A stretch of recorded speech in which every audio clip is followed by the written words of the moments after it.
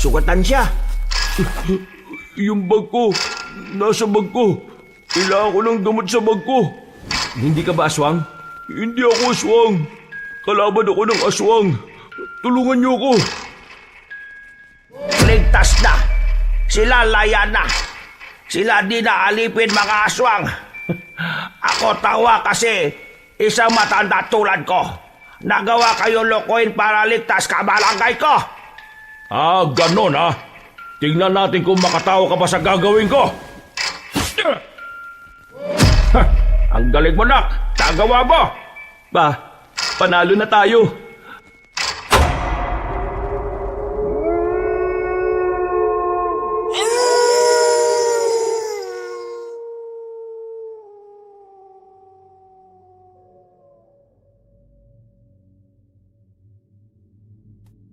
Isang mapagpalang araw po sa inyo, kabanong, pati na rin sa lahat ng mga kaabangers at lahat ng mga kayanggaw.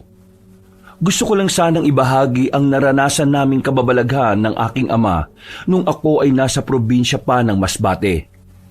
Minsan, sa buhay natin ay may dumarating na pagsubok para mas lalo tayong patatagin. Ang pagsubok na yon ay ang magsisilbing pundasyon ng pagkatao natin. Hindi lang kasi ito basta pagsubok.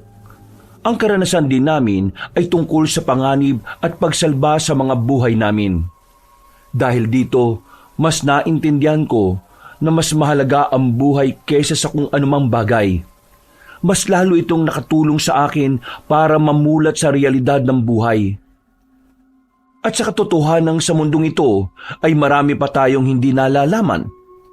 Merong mga bagay na naghihintay lamang na matuklasan at kagaya na lamang ng aswang. Ako si Elman. Kabanong, mga kabangers at mga kayanggaw. Ito ang aking kwento.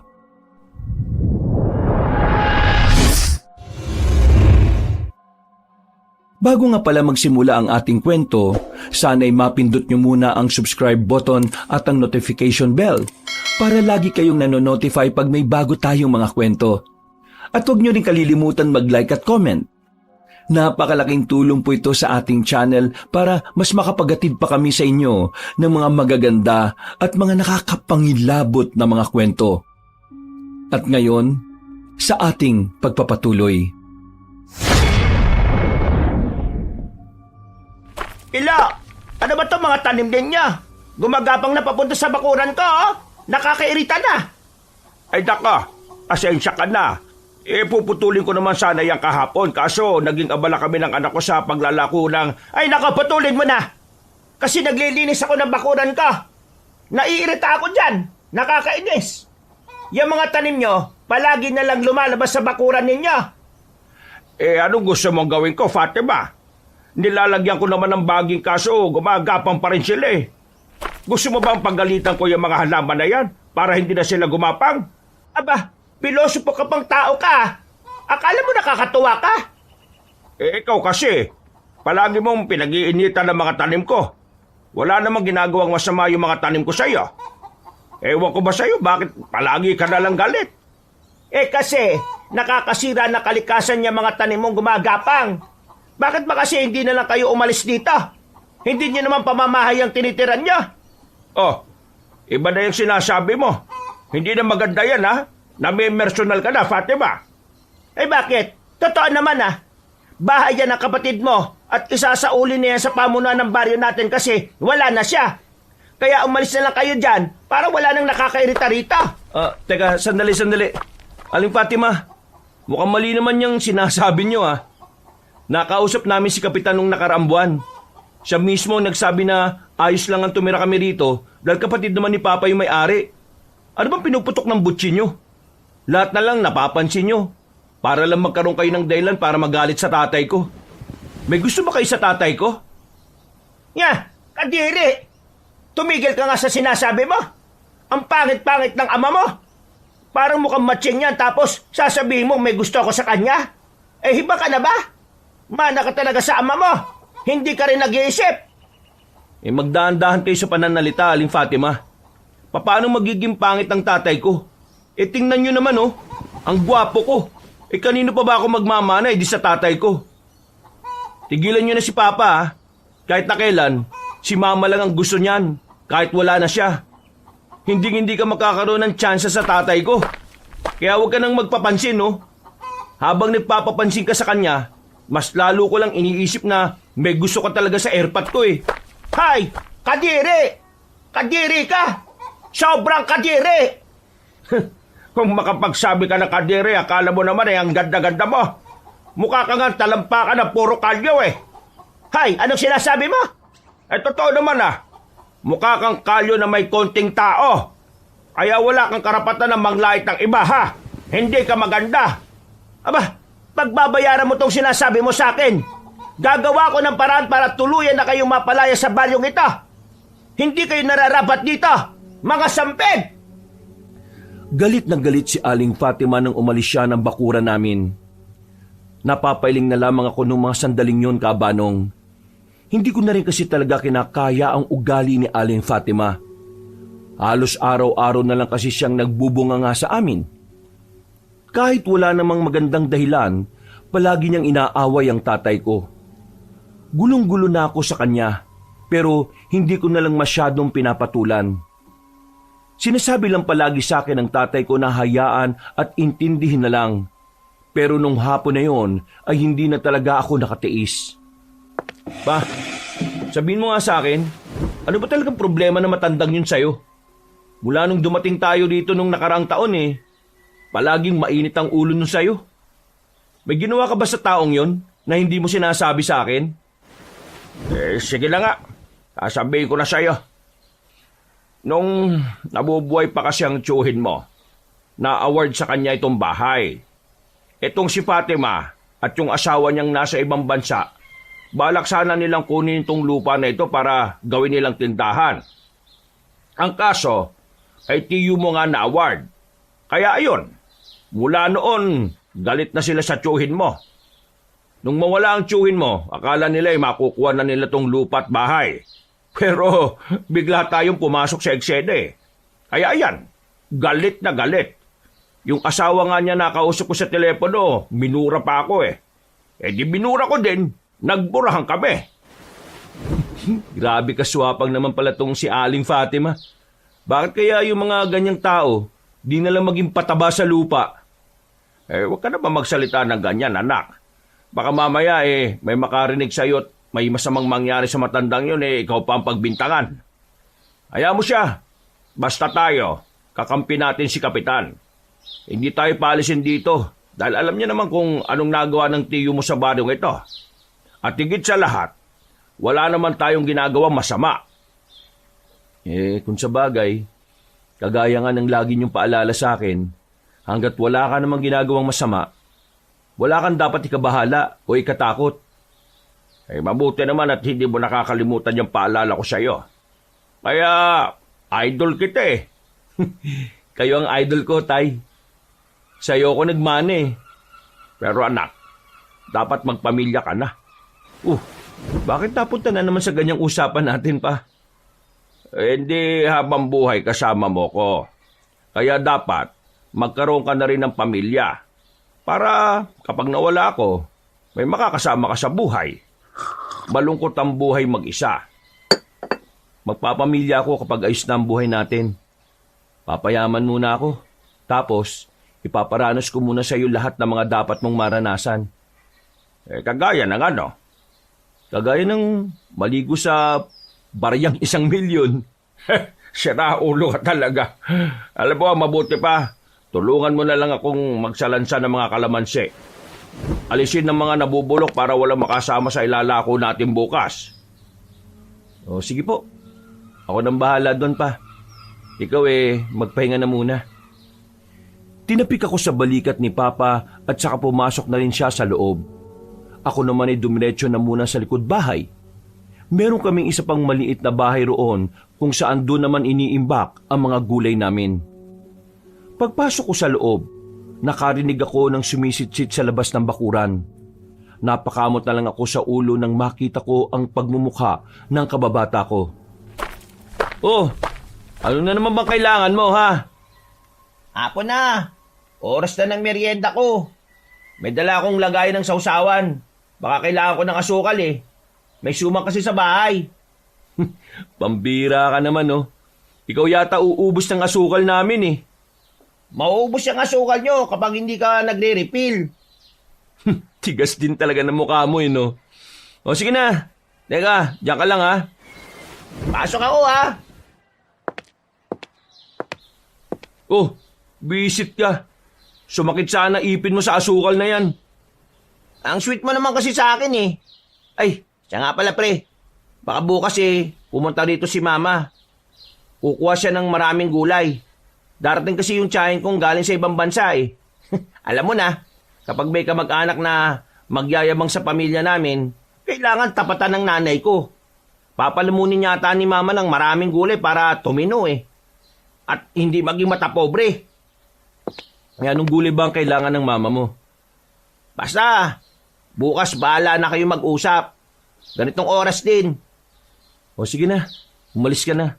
May gagawin pa ako eh. Gusto mo ng tulong? Di na, kaya ko na to. Umuwi ka na at makakainin na naman ng tatay mo yung suman mo. Salamat ha. O paano? Bawi ako sa iyo sa susunod. Di na kailangan, no? Asukal lang naman yan eh. Natatawa pang naglakad paalis ang kaibigan kong si Baste. Si Baste ay matalik kong kaibigan at pinakamalapit kong kababata. Sa lahat ng mga kababata ko, ay siya lang ang talagang masasabi kong totoo. Kahit madalas niya akong bisitin. Mabuti ang samahan naming dalawa. Kung minsan nga, napagkakamalan na kami ng mga tao na magkapatid. Tinapos ko ang ginagawa ko ng mabilis. Pagsapit ng dilim, pinagsaluhan namin ng tatay ko ang sinasabing kalabasa na may kaunting karne. Kontento na kami ni Papa sa ganoong pagkain. Mas maganda pa nga yun dahil masustansya ang kinakain namin. Kinabukasan ng umaga, maaga naming nilabas at nilagay sa maliit naming karton ang mga gulay na ilalako namin. Maganda ang bungad ng araw sa amin, lalo na't hindi namin nakita ang pagmumukha ni Aling Fatima. Kumusta ang tulog mo kagabi, Elman? Ayos naman o. Bakit o? Sigurado ka ba? Bakit? Nanaginip ba ako? Oo. Sabi ka ng halimaw eh. Sinampal nga kita ng mahina para tumigil ka eh. Oh? Hindi ko alam. Wala akong matandaan eh. Eh baka nananaginip ka lang ng masama. Pero may mga oras talaga na hindi mo na yan matatandaan eh. Siguro mukha ni Aling Fatima yung nakita ko sa panaginip ko. Kaya ako nasabi yun. Loko-loko ka talaga. Baka babaya kumakain yung tao bigla na lang masabit. Tumigil kami ni Papa sa harapan ng barangay. Maraming tao roon. Hindi namin alam kung ano ang meron, pero hindi na rin kami nagsayang ng oras para makichismis. Pinagpatuloy na lang namin ang paglalako. Bandang 12:00, marami-rami na rin kaming naibenta. Kahit papaano, pumaldo na rin kami ni Papa. Balak na sana namin umuwi ni Papa nung tanghaliang yon, pero meron kaming nadaanan na isang baryo. Malayo na yon sa amin kaya hindi namin kabisado ang baryo na yon. May baryo pala dito pa? Oo nga Kasi ngayon lang naman tayo dumaan dito, kaya ngayon lang natin nakita. O sige, pasok tayo para maubos tong mga tira. O sige, mas maganda nga yun. Sa bungad pa lang ng baryo, nakita na namin ang mga tao na nasa kanilang bakuran. Hindi namin alam pero parang natataranta sila nang makita nila kami. Para bang takot sila sa tao. Pero nang makarating na kami sa bandang gitna, medyo maayos at hindi na weirdo ang mga naroon. Ilan pa nga sa kanila ang lumapit sa amin para bumili ng tinda naming gulay. Hindi nagtagal, mga pechay na lang ang natira sa kariton namin. Isang matandang lalaki ang lumapit sa amin at sumilip pa sa kariton. Kayo ba dayo dito sa aming lugar? Nagkatingin na kami ni Papa. Hindi kasi namin inakala na ganun siya magsalita. Dahil doon, alam na namin na hindi siya purong Pilipino. Pero hindi namin alam ang eksaktong lahi niya, kaya si Papa na ang kumausap sa kanya. Dayo lang pre. Naglalako lang kami ng gulay. Ikaw, taga rito ka ba? Ano nga palang lahi meron ka? Para ka kasing Hapon o Inchik kasi singkit ka. Ako kalahati Inche, kalahati Pinoy. Ako tagal na rito Pilipinas. Dito na ako tatanda. Kaya pala. Yan na lang inyo tinda. Kuha ko na yan. Sakto ako luto ulam ngayon. Ay sige o. 50 na lang ho lahat yan. Hindi ako hingi tawad. Ako negosyante din noon. Kaya alam ko ang tawad gawain lang mga kuripot. At saka ayaw ko kayo lugi. Kaya tawad-tawad, hindi po pwede sa akin.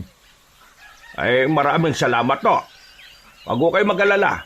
Bukas babalik po kami ulit dito para mas maraming gulay ang mabili ninyo. Siya nga pala. Pilu pala ang pangalan ko. Ito naman ang anak ko na si Elman. Akin pangalan naman si Uy. Pangalan ko, parang ganito. Uy, akin utang pera pero ako di napapakita sa iyo, ha? Aba, ayos tong Inchik na to Joker rin pala. Paano? Ako alis na. Ako luto pa pagkain. Ako inyo pasalamat madami, ha? Sige, maraming salamat din ho. Palis na sana matandang Inchik nang biglang may mga dumating. Ang mga taong nasa paligid ay kanya-kanyang pasok sa kanilang mga bakuran para silang mga natatarantang pusa. Napansin din namin si Mr. Uy na parang hindi alam ang gagawin. Bakit po? Ano po nangyayari? Don Luis, dito na baryo. Don Luis, tinitingala dito. Siya may-ari baryo na tirahan namin. Nako, uwi na ko. Baka kayo pagalitan. Uwi na rin kayo. Hindi na kami nakaalis sa kinatatayuan namin na makalapit na ang mga yon. Napatingin ako sa mukha nila. Lalo na sa matandang lalaki na nakasuot ng magarang damit. Maputla ang balat nila na parabang hindi sila naaarawan. Don Luis, sila tindalang gulay. Di sila tagal nito. Dayo sila na tinda gulay. Wala sila gawa masama. Magandang tangali po. Tama pong sinabi ni Mr. Uy. Napadaan lang po kami dito para ipaubos ang tinda namin. Alam niyo ba kung nasa ang barangay kayo? Narito kayo sa Barangay Pag-asa. Ang baryong pagmamay-ari ko. Nasabi nga ho ni Mr. Uy sa amin. Pasensya na ho kung wala kaming paalam. Ayos lang. Nagtitinda lang naman kayo. Ang ayaw ko lang yung makikialam kayo sa buhay ng mga naririto. Hindi po. Tinda-tinda lang po talaga. Wala po kaming balak na makipagkaibigan sa kanila kasi parang ayaw din naman po ng mga taga rito ng mga dayo. Mabuti nang nagkakaintindihan tayo. Tagasang baryo ba kayo? Malayo po Sa baryo Magsilang po kami. Ganun po kalayo yung nilalakad namin para ilako yung mga tinda namin. Sige na, makakaalis na kayo. Mr. Uy, sumama ka sa akin at may sasabihin ako sa iyo. Ako sama sa iyo, Don Luis. Teka lang, saglit lang ha. Naglakad na sila kasama matandang Inchik. Napatingin pa ako habang papalayo sila. Sa hindi ko maipaliwanag na dahilan, parang may nararamdaman akong hindi tama. Iba ang kutob ko sa Don Luis na yon. Hindi ko lang talaga matukoy kung ano. Bakit anak? May problema ba? Wala naman po pa. Tara na po.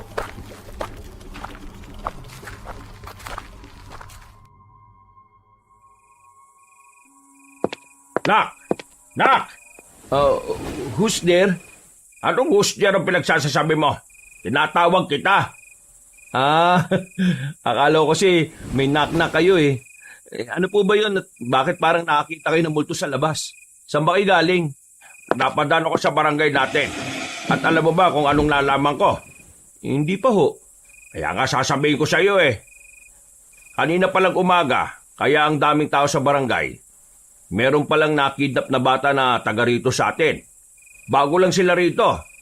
Kaya hindi natin kilala yung pamilya ng bata. Basta ang sabi ng umiiyak na nanay, 2 anak niya ang naglalaro sa ilog kagabi. Tapos yung isa raw, dinakma daw ng kung sino. Naku, kawawa naman yung batang yun. Wala bang ginawa yung barangay natin? Ito na nga ang pinagtatalunan ng barangay. Hindi nila alam kung gagawa sila ng aksyon. Kasi ang sabi ng batang nakaligtas, halimaw daw yung dumukot dun sa kapatid niya. Ang problema, ayaw maniwala nila kapitan sa bata. Ayaw nilang maniwala na halimaw yung kumuha? Oo, kaya sabi nila, ipapaubaya nila sa pulis ang paghahanap sa bata. Sabi naman ng nanay, dapat daw tumulong ang barangay. Dahil hindi naman pala tao ang kumuha sa anak niya. Kasi kung magpe-petiks-petiks lang ang barangay, baka mamaya raw pinatay na ng halimaw yung anak niya. Medyo weirdo. Ngayon lang tayo nakarinig ng ganyang kwento Yun na nga.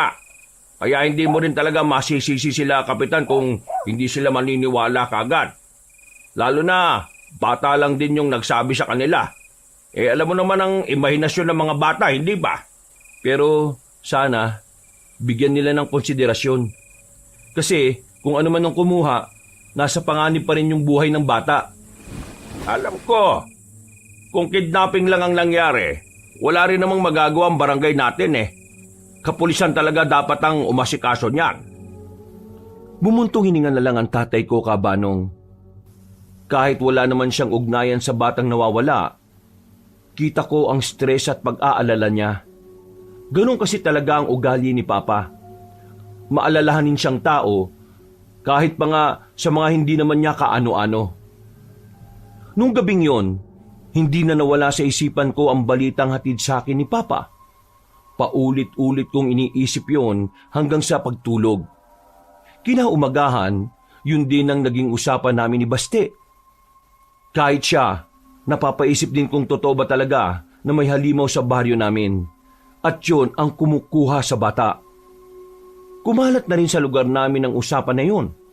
May mga naniniwala, pero mas marami pa rin ang hindi kumbinsido. Lalo na sa kwento ng ina ng bata. Ayaw nila magtiwala sa ideyang meron ngang kakaibang nilalang na gumagala sa aming lugar. Makalipas pa ang ilang araw, nanatiling maingay ang usapin ng pagkawala ng bata. Pero wala namang nagbago sa pamumuhay ng lahat. Kahit na ang pinaniniwalaan ay halimaw ang kumuha sa bata, binaliwala na rin nila ang isyu kalaunan. Para saan na naman ang ginagawa mo? Wala ka na namang magawa sa buhay no? Para sa lalagyan ng mga luya. Bulok na kasi yung dati kong ginawa Kaya kailangan ng bago. Bakit ka ba nandito? May kailangan ka na naman, no? Wala naman. Wala lang ako makausap sa bahay. Nag-away na naman si Ermat at saka si Airpods Bakit kasi hindi ka nalang umalis sa inyo Kung kaya mo namang magtrabaho para sa sarili mo. Akala mo ba ganun lang kadaling bumukod? Oo. Kaya ko namang mabuhay ng mag-isa. Pero ang inaalala ko lang naman yung nanay ko. Baka mamaya maltratuhin siya ng siraulo kong ama. Hindi na ba talaga magbabago yung tatay mo na yan?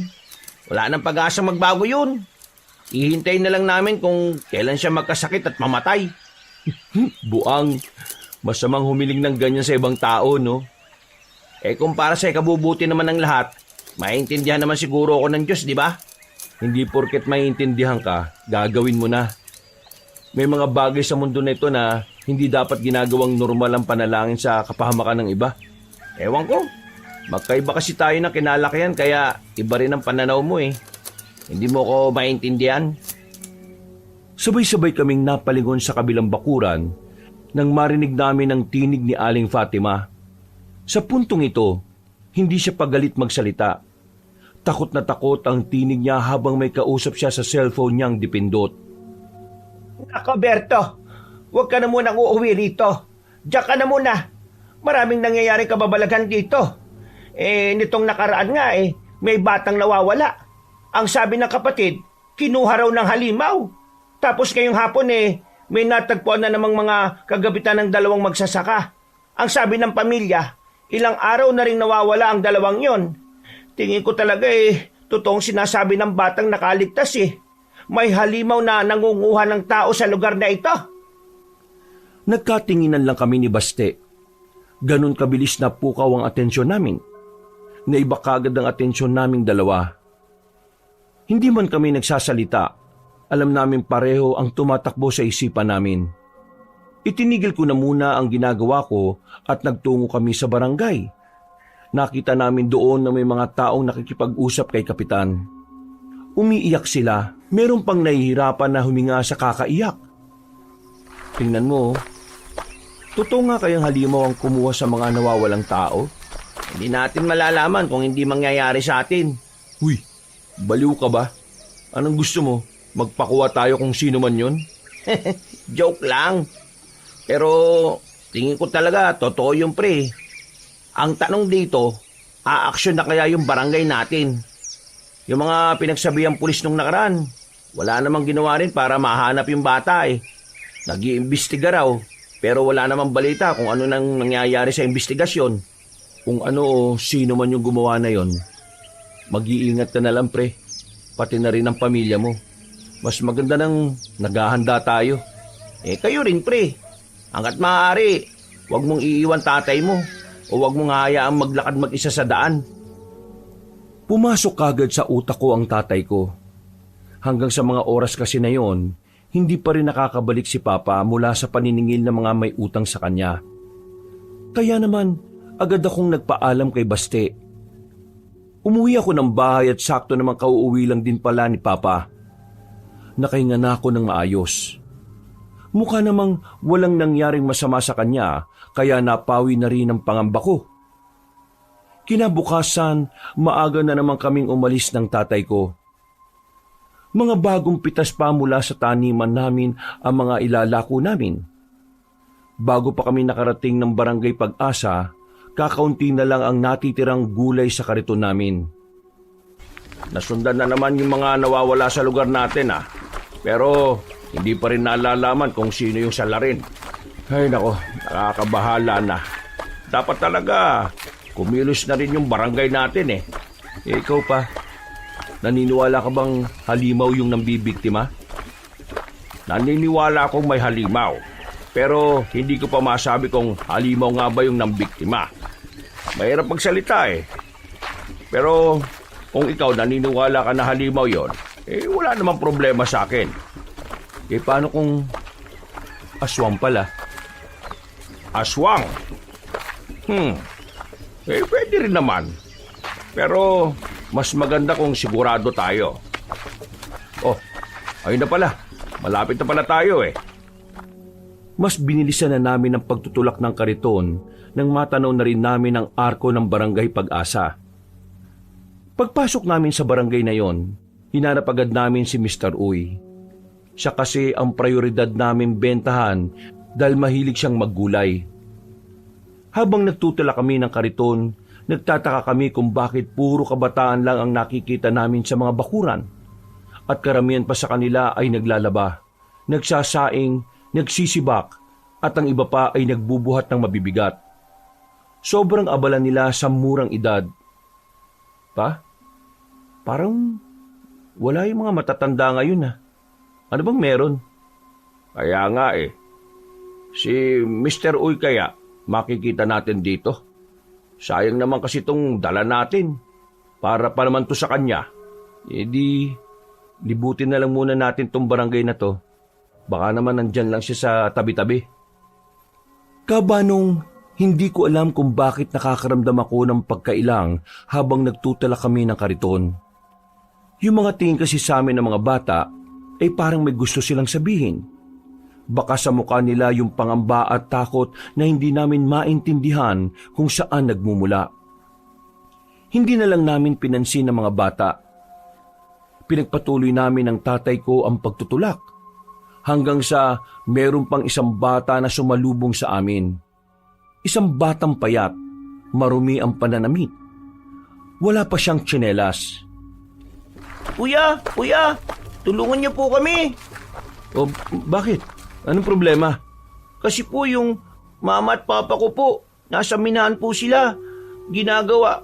Pagbihira. Ikaw bata, punta sa inyo ha? Ikaw bakit labas? Pag ikaw kita ni Don Luis, ikaw malalagot. Uwi! Uwi sa inyo! Bilis, uwi! Napapailing na lang ang batang lalaki at saka tumakbo na rin paalis. Bumuntong hininga na lamang ang matandang inchik. Lumapit siya sa amin at sumilip sa mga natitira naming tinda. Napangiti. Masaya siyang makita kami ulit. Talaga kayo balik dito para tindang gulay, ha? Eh, kagaya nga ng pinangako ko, babalik kami rito. Kaya nga lang kakaunti na lang ulit. Nabawasan kasi ng nabawasan bago kami makarating dito eh. Wala problema sa akin. Bibiling ko lahat tira na yan. Mr. Uy, napansin ko lang no, bakit parang puro bata ang naririto ngayon? Nasaan yung mga magulang nila? Bakit sila yung mga kumikilos? May naglalaba, may nagsasaing, tapos may nagsisibak. At ang iba pa kung ano-ano ginagawa. Wag sila pansin. Hayaan nyo sila. Mas maganda, kayo tinda na lang. Sige, kuha ko na lahat yan. Hindi na ako nagsalita ng sandaling yon, Kaabanong. Habang si Papa at si Mr. Uy ay parang magkaibigan lang kung mag-usap. Sinuyot ko ulit ng tingin ng buong paligid. Nakita ko ulit ang mga batang naroroon. Nakatingin din sila sa akin. Hindi ko alam kung bakit para talaga silang nababahala. Lalong-lalo na yung batang lumapit sa amin. Noong mga sandaling yon, may masama na akong kutob. Malakas ang inala ko na meron talagang ibang nangyayari sa lugar na yon. At sa tingin ko, Kaabanong, may nalalaman doon ang matandang inchik. Paglabas namin ng barangay na yon, tinanaw ko ulit ang mga bata. Nakatingin pa rin sila sa amin na parabang gusto nila kaming bumalik. Huwag ka mag-alala, anak. Kung anong iniisip mo, iniisip ko rin. Anong ibig mong sabihin pa? Nagtataka rin ako kung nasaan ang mga magulang nila. At napapaisip din ako kung ano yung sinabi ng bata kanina. Pa, tingin ko talaga may mali sa barangay Pag-asa eh. Kung ano man ang meron doon, hindi na natin yun kailangang alamin pa. Tayo nagbebenta lang ng gulay. Wala tayong kinalaman sa kung ano man ang meron sa kanilang barangay. Pero pa, paano kung may nangyayaring pang-aabuso? Anak, may mga bagay sa mundong ito na hindi na dapat natin pinakikialaman. Lalong-lalo na kung sangkot dito yung kapakanan at kaligtasan ng nakararami. Lalong-lalo natin. Paano kung may dahilan talaga kung bakit tayo napadpad sa barangay Pag-asa? Hindi ba parang Elman? Tama na.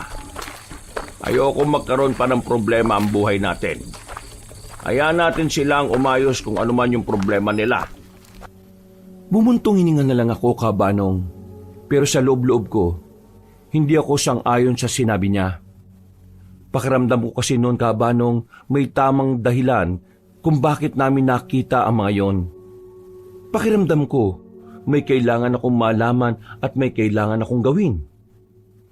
Yung mata ng mga batang naroon, parang pilit akong hinihikayat na magkaroon ng pakialam. Nararamdaman ko ang lungkot at takot sa kung papaano nila ako tingnan. Nakauwi kami ng bahay namin nang wala akong ibang iniisip kundi yun lang. Magulo ang utak ko, pero pinipilit ko na lang na burahin yon sa isipan ko. Sigurado ka ba sa gagawin mo, pre?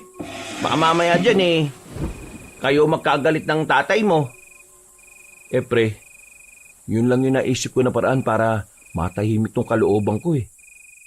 Tingin ko si talaga, kailangan ng mga batang yun ng tulong.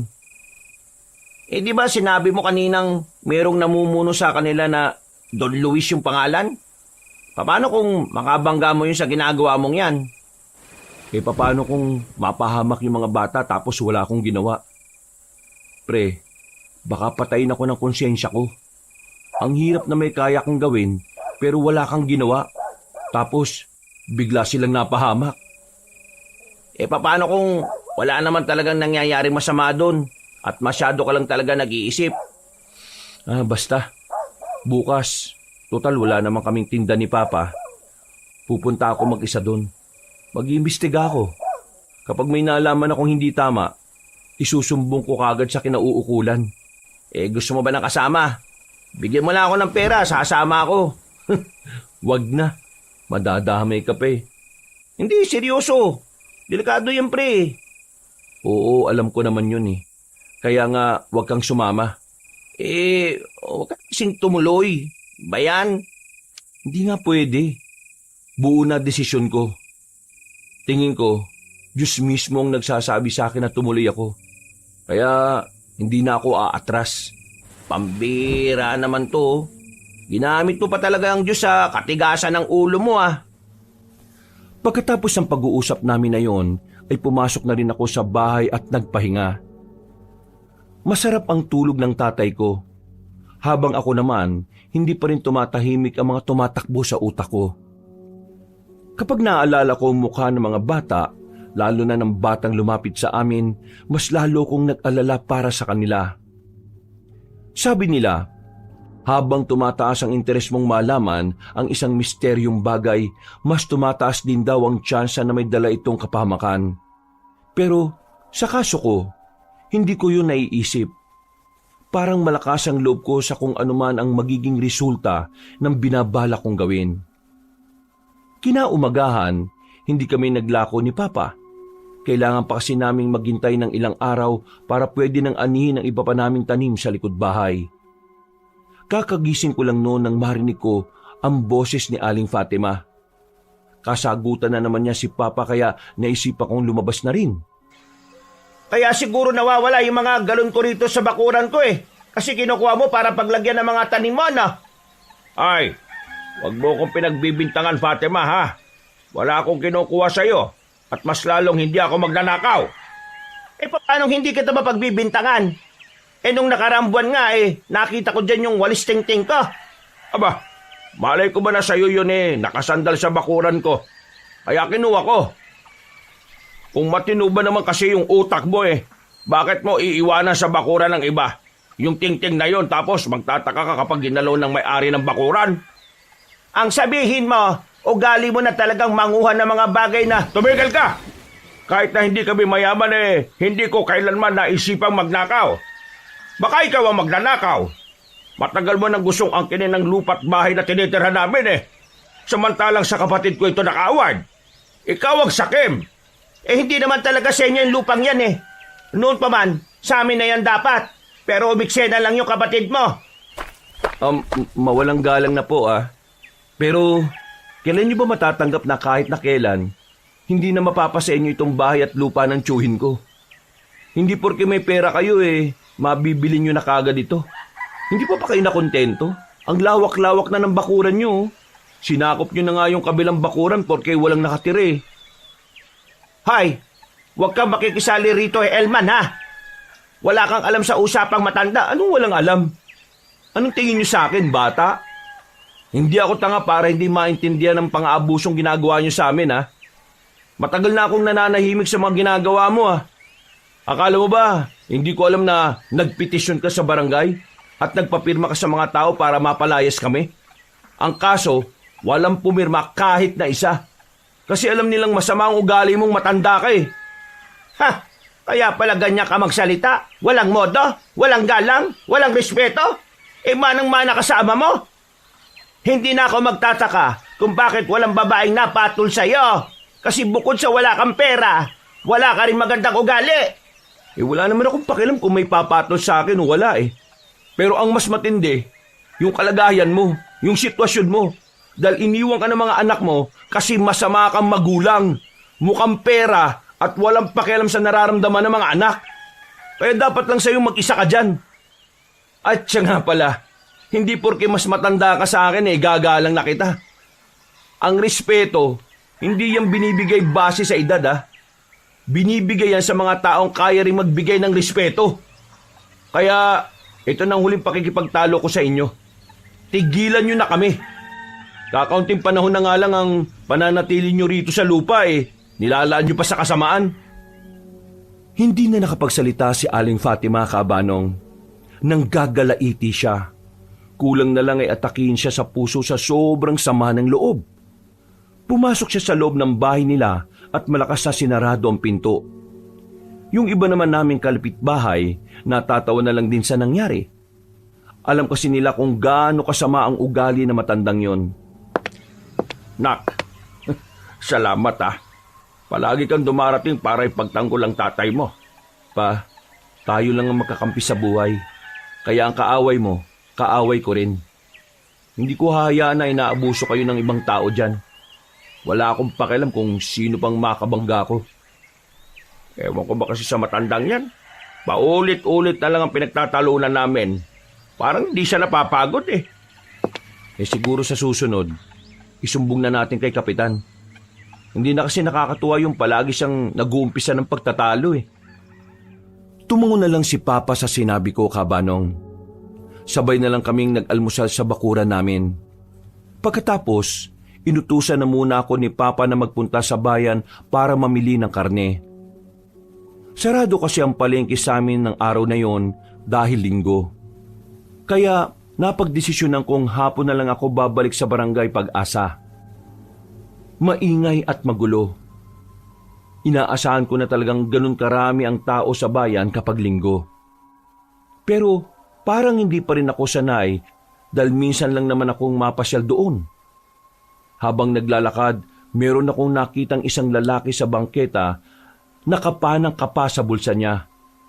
Napansin kong parang nawalan yata siya ng wallet niya kaya nilapitan ko. Pre, may problema ka ba? Nadukutan yata, uy. Nadukutan ka pero masaya ka pa?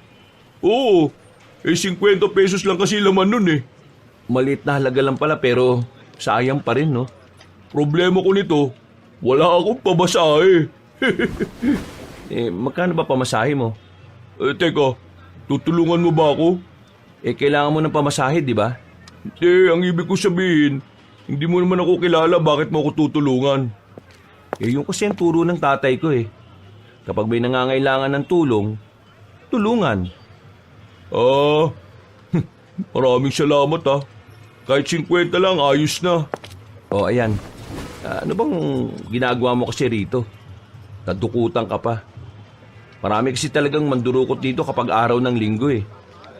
May kausap kasi akong kamag-anak. Nagkita kami sa isang kainan. Pauwi na sana ako eh. Kaso pagkapako ngayon, ayun, wala na yung pitaka ko. Hindi ko maalala kung sinong dumikit sa akin eh. Ay, siya nga pala. Elman. Elman ang pangalan ko. Wow! Angas ng pangalan. Tunog mabait ah. Makoy naman ang pangalan ko. Pangalan mo parang sobrang daming ginagawang kalokohan ah. Uy, pareho kayo ng sinabi ng kaibigan kong nilumpo ko eh.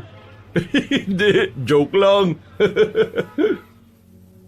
Hindi ko alam kung bakit magaan ang pakiramdam ko sa lalaking yon. Naisip ko nga na baka sadyang madali lang ako magtiwala o baka dahil pala kaibigan lang din talaga ako. Tiningnan ko siya ng maigi. Hindi naman siya mukhang masama. Hindi naman siya mukhang manluloko. Pre, salamat ah. Taga saan ka ba? Taga Baryo Magsilang ako. Taga doon ka pala? O bakit? Alam mo ba yon? Hindi. Saan ba yun? Akala ko naman alam mo. Basta, malapit lang. Ikaw, taga saan ka ba? Malapit lang din dito. Isang sakay lang. Baryo Payapa. Ang payapa siguro sa inyo no? Kabaliktaran. Laging may nag-aaway na mag-asawa kasi nahuhuli yung lalaki na may ibang babae. Tapos yung kabit, pangit. Yung asawa, sobrang ganda. Iba na kasi mismong takbo ng utak ng mga kabaro natin no? Kapag matino yung asawa, ayaw. Gusto ng babaeng pangit na walang trabaho at walang ibang ginawa kundi bumukha ka. Sira ulo talaga ibang lalaki pre. Buti na lang di tayo ganun no? Pre, nakakilala na ba tayo nun? Para kasing kung mag-usap tayo kilala natin yung isa't isa eh. Baka kasi iisa tayo ng vibe. Napapailing na lang ako pero natatawan na rin ako, Kabanong. Hindi ko kasi inakala na may makakausap akong tao na gaya niya. Bibihira na lang kasi yung mga taong gano'n na sobrang daling pakisamahan. Dahil sa kadaldalan niya, medyo nakalimutan ko pansamantala ang mga iniisip ko tungkol sa Barangay Pag-asa. Nang sumakay na siya sa jeep, kumuhay pa siya sa akin at tuluyang umandar papalayo. Lakas din ng amats ng isang yun Pero ayos Ang bilis ko siyang nakasundo Sana makita kami ulit. Matapos kong mabili ang mga karne, ay agad na rin ako umuwi sa amin. Naging abala kami ni Papa nung tanghaling yun. Anibersaryo kasi na kamatayan ni Mama. Dumalo kami sa sementeryo na malapit lang din naman sa amin. Pagkatapos, kumuha na lang ako ng tamang pagkakataon para makaalis. Nakakamiss ang mama mo no? Kung siguro nabubuhay pa siya ngayon, baka pinagpapapalo na ako nun ng yantok. Ayaw nun na sinusot ko itong sapatos nito kasi masikip na Kaya nga ho Pero kung nasaan man ngayon si Mama, paniguradong masaya naman na siya Kasi nakikita niyang nasa maayos na kalagayan naman tayong dalawa. Alam mo, mahal na mahal ko mama mo Kahit na anong mangyari, hindi siya mapapalitan sa puso ko. Siya lang ang nag-iisang babae sa buhay ko. Bakit parang ang defensive mo yata pa? Siguro may babae ka Lagot ka kay Mama. Ay, sira ulo. Pinagsasasabi mo. Wala akong babae, no? Sinasabi ko ito kasi anniversary ng pagkamatay ng mama mo. Ikaw ba? Kailan ka ba mag-aasawa? Pa naman? Sinabi ko naman sa'yo na wala pa sa isipan ko yan.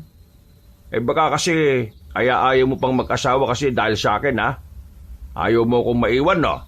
Hindi naman sa ganun pa. Ayaw ko lang talaga sa ngayon.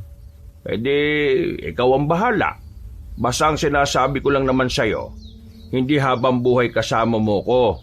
Kaya kailangan may kasama ka ring tatanda. Tumango na lang ako sa sinabi niya kahit na ang totoo, nakakaramdam ako ng lungkot. Totoo naman kasi ang sinabi niya. Sa buhay ng tao, palaging malungkot kapag mag-isa ka lang sa buhay. At ang masakit na katotohanan na kailangan kong paghandaan noon ay ang pagkawala niya sa mundo na alam ko rin naman na hindi mapipigilan. Makalipas ang ilang oras, naging abala ang tatay ko sa pagkumpuni ng mga gamit niya. Habang ako, sinamantala ko na ang pagkakataon para makapag-imbestiga sa Barangay Pag-asa. Habang naglalakad ako, ay nakasalubong ko si Baste. Kita ko agad sa mukha niya ang inis at pagkairita. Nakasarado din ang kanyang kamao. Oh, bakit ganyan ang mukha mo? Para kang may kaaway Visit kasi yung tatay ko Anong nangyari? Gagi, nadugo ilong mo Ayos lang to. Ano nga nangyari? Sabihin mo. Nagkasagutan kami. Nagsuntukan kami. Ayun, galit na galit sa akin. Binalis ako ni Mama kasi parang mapapatay ako ng tatay ko sa sobrang galit niya Saan ka pupunta ngayon? Diyos ko ka talaga Sama ako, pre. Baliw. Sa Barangay Pag-asa ako pupunta. Wala akong pakialam kahit sa impyerno ka na pumunta. Basta sama ako. Wala akong mapupuntahan ngayon Sigurado ka ba? Ikaw na nagsabi na delikado tong pupuntahan ko Ano naman kung delikado? Sama mo na ako. Gusto ko magpalamig ng ulo. O di sige, sumama ka. Basta, ayaw ko nung maingay dun Pabubulilyaso tayo kapag nag-ingay ka. Tingin mo sa akin, nasigaw na lang bigla. O di sige, tara na. Sabay na rin kaming naglakad ng mga sandaling yon, Kabanong.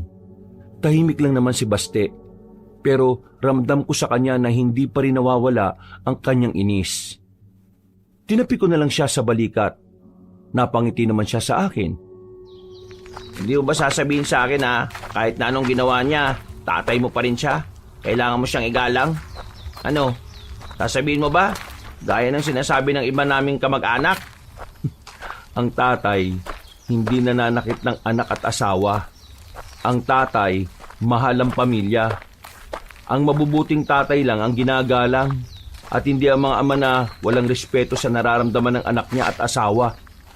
Sino ba kasi nagpauso ng ganyan? Na porki tatay mo, kahit sinasaktan at minamaltrato ka, kailangan mo igalang. Katarantaduhan yan eh. Akala ko kagaya ka ng iba eh. Buti naman hindi. Maayos akong pinalaki ng tatay ko. Kaya hindi ganun ang pananaw ko. Nakakatawa lang kasing isipin na yung ibang tao, palagi nilang hinuhusgahan yung mga anak na natutong lumaban. Pero yung mga magulang na naging dahilan kung bakit nagiging palaban yung anak, hindi nila pinapansin eh. Nakatingin lang sila palagi sa kung ano ang pinapakitang mali ng anak. Pero hindi nila inalam kung ano yung pinag-ugatan. Ganun talaga ang lipunan natin, pre.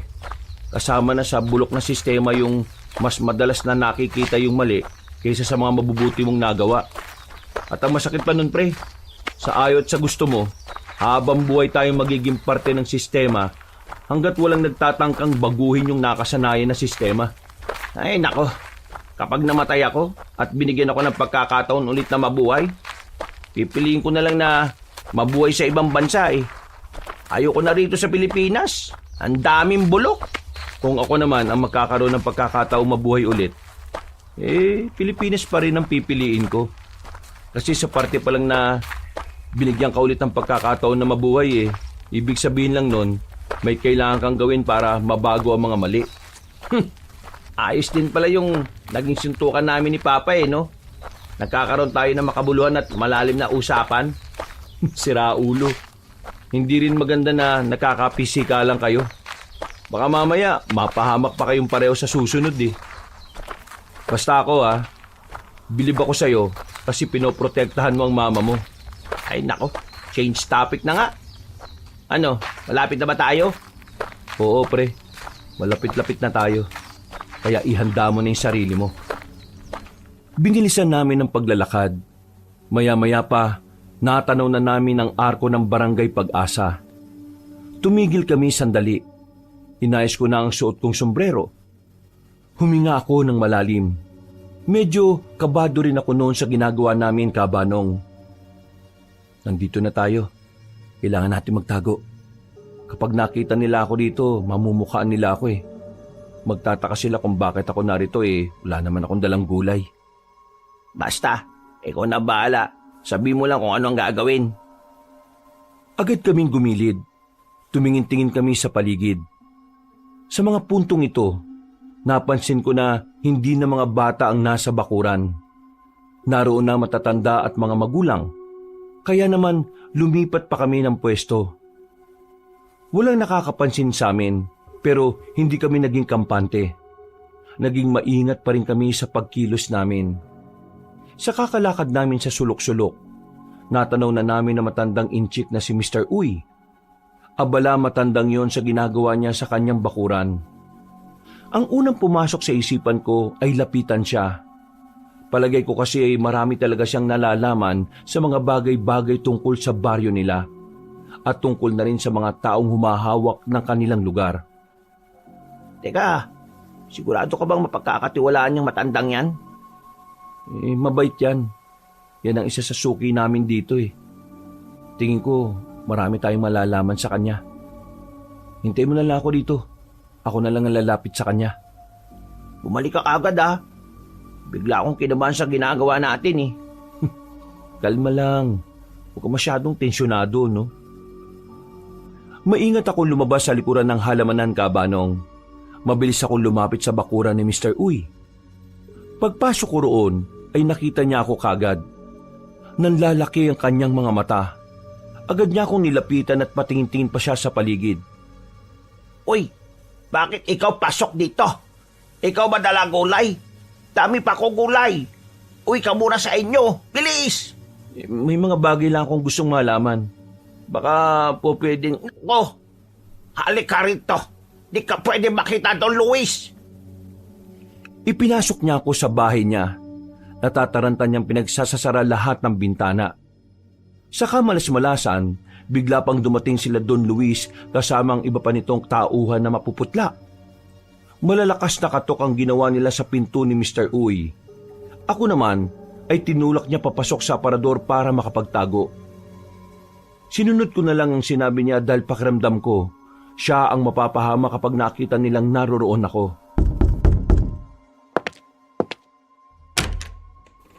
O, Don Luis, ikaw pala. Ano aking may paglilingkod? Mamayang gabi, ihanda mo na mga tao. Kailangan ko silang mapakinabangan. Tandaan mo, ayaw ko ng mga taong mareklamo. Kapag naulit pa yung nakaraan, ipapakain ko na talaga sa sigbin. Naintindihan mo ba ako? Kapibos, ako bahala mga tao. Ako na sabi sa kanila at paliwanag na mga dapat iwasan. Mabuti naman at masunuring kang tao. Kasi alam mo naman kung ano mangyayari sa iyo sa oras na sinuway mo ang mga utos ko, hindi ba? Huwag kayo alala. Ako palagi sunod inyong utos. Wala problema sa akin. Basta kayo lagi aking boss. Mas maganda nang nagkakaintindihan tayo. Ngayon, tingin ko naman mahal mo ang buhay mo kaya hindi ka susuway sa akin, hindi ba? Sige na, gawin mo na ang pinag-uutos ko mamaya para matuwa naman ako sa iyo. Tumango na lang si Mr. Uy. Agad din namang umalis sa mga yon. Nang masiguro ni Mr. Uy na wala na sila Don Luis, ay saka na niya binuksan ang aparador. Ikaw kailangan na uwi. Ikaw mapapahamak dito kapag ikaw kanila nahuli. Mr. Uy, anong ibig sabihin nun? Sabihin mo nga sa akin, inaabuso ba kayo ng Don Luis na yon? Ikaw tahimik iyong buhay. Ikaw tindalang gulay.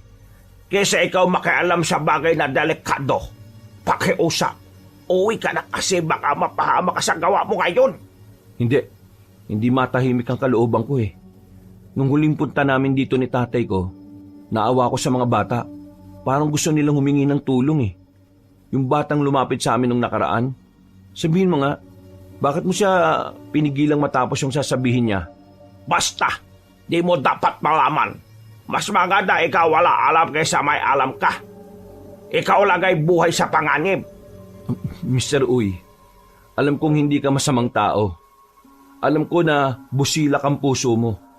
Nararamdaman ko yun. Kaya sana, tulungan mo akong matulungan ng mga batang narito. O kahit kayo. Kaya sabihin mo sa akin kung ano ba talaga yung nangyayari dito.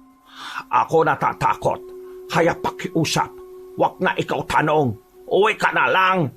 Alam kong mahal mo ang mga taga rito. Pero walang mangyayari kung magpapakain ka lang sa takot mo, Mr. Uy. Kaya makipagtulungan ka sa akin. Sabihin mo kung anong nangyayari sa baryong ito. Pumupo sa gilid ng matandang inchik. Huminga siya ng malalim. Baka sa mukha niya ang pagkabahala at takot. Nilapitan ko siya at tinapik-tapik ko ng mahina ang balikat niya. Nang makahugot na ng lakas ng loob, ay nagsalita na rin siya. Kami rito, pirit labaho Don Luis sa kanyang minahan. Walang bayad, wala kahit ano, kahit 5 doling. Ibig sabihin, yung oras na nakita namin yung mga bata ang nag-aasikaso rito, yung mga magulang nila dinala nyo sa minahan para pwersahang pagtrabahuin? Kung hindi sila sunod, kung ayaw nila trabaho, sila patay Don Luis Mga alipin yung ginagawa niya, Mr. Uy. Bakit naman ayaw mo magsumbong sa kinauukulan? Kapag kawak ko yon, bago pa makalating polis dito, mga kasama ko baka patay na. Kung ako lang patayin, aayos lang sa akin Pero kung kasama iba, pati bata, kawawa sila. Di ko kaya, di kaya konsensya ko. Kailangan malaman to ng kinauukulan. Hindi tama ang ginagawa sa inyo. Porque mayaman niyang Don Luis na yan ganyan ang trato niya sa inyo? Hindi pwede. Huwag ka sumpong. Hindi mo kilala Don Luis. Delikado. Kilabot ako Kayo ang balahibo ko. Huwag mo gawin yun. Bakit wag? Ano ba yung Don Luis na yan? Diyos ba yan? Don Luis, sa kalaban ng Diyos. Don Luis ay isang Natigil ang sasabihin niya nang makarinig kami ng sigaw sa labas. Pagsilip namin sa bintana, nakita naming may kinakaladkad na sila Don Luis na lalaki. Natatarantang sinarado ulit ni Mr. Uy ang bintana nang mapansing napatingin sa bahay niya ang mga yon. Nako, kailangan mo alis. Dali, alis, uwi na! Sa bintana sa likod ng bahay ako dumaan. Kinailangan ko na talagang umalis noon dahil mukhang naghihinala na sa kanya ang mga tauhan ni Don Luis. Paglabas ko, agad kong ginapang daan papunta sa kinaroroonan ni Basti. Ano yung sumisigaw? May kinukuha yung mga tauhan ni Don Luis na isang lalaki. Hindi ko alam kung anong gagawin nila ron. Anong nalaman mo? Pinupuwersa palang magtrabaho sa mina ng mga taga rito. Walang sahod, kahit 5 duling wala. Parang inaalipin pala sila kung ganon. Oo, ganun na nga. Dapat isumbong na sa mga pulis yan. Parang sindikatong datingan ng ganyan eh. Wag muna. Hindi ko pa nalalaman kung bakit ayaw ni Mr. Uy sabihin ang dahilan kung bakit hindi pwedeng isumbong sa pulis. Ang sabi niya kasi, delikado raw si Don Luis. Delikado naman talaga, di ba? Hindi, ang ibig kong sabihin, mas delikado pa sa delikado. Maraming pinoprotektahan si Mr. Uy na tao Kailangan nating wag magpadalos-dalos. Kailangan makausap ko siya ulit. Mamayang gabi, kukunin sila ng mga tao ni Don Luis para magtrabaho ulit sa minahan. Mga bata na lang ang matitira dito. Susubukan kong kausapin si Mr. Uy. Pagbalik niya kasi galing sa minahan, mukhang siya lang ang nagbabantay sa mga bata. Kaya pagkakataon ko na yun para makausap siya ng mas matagal. Ibig sabihin maghihintay pa tayong gumabi? May 1 kalahating oras pa. Ayos lang ba sa'yo? Kung hindi naman pwede ka naman nang umuwi. Nandito na ako, ano ka ba? Sasama na kita. Tsaka, naintriga ako sa mga nangyayari. O di sige. Kailangan lang natin maging maingat. Hindi pa natin alam kung anong kayang gawin ng Don Luis na yun Bilib ako sa iyo, pre. Talagang gumagawa ka ng paraan para sa kanila no? Pre, hindi ko kayang isipin na may ganito. Pakiramdam ko kasi talaga, itong misyon na gusto ipagawa sa akin ng Diyos Kasi, isipin mo na lang sa dami ng taong pwede makatuklas nito, bakit ako pa? Gumapang na muna kami paalis sa parting yon. Naghanap kami ng pwede mapagtambayan sa kagubatan habang nagpapalipas kami ng oras. Maaliwalas, payapa at nakaka-relax talaga ang mga naririnig naming huni sa gubat. Kaya naman, nakapagpahinga kami ng maayos habang nasa ibabaw kami ng isang malaking bato. Kung ganito kapayapa sa bahay, siguro hindi mo ko kasama ngayon. Mukhang masarap dito no? Pero kapag gumabi, nakakatakot na dito. Kung sa bagay, gubat pa rin naman kasi ito Sabi nga nila, may 2 mukha ang gubat. Maamo sa liwanag, nakakatakot sa dilim. Saan man nakuha yung ideya na yan? Sa magasin na may bold. Marami kaming napagkwentuhan nung oras na yon, Kabanong. Hindi na namin napansin ang oras.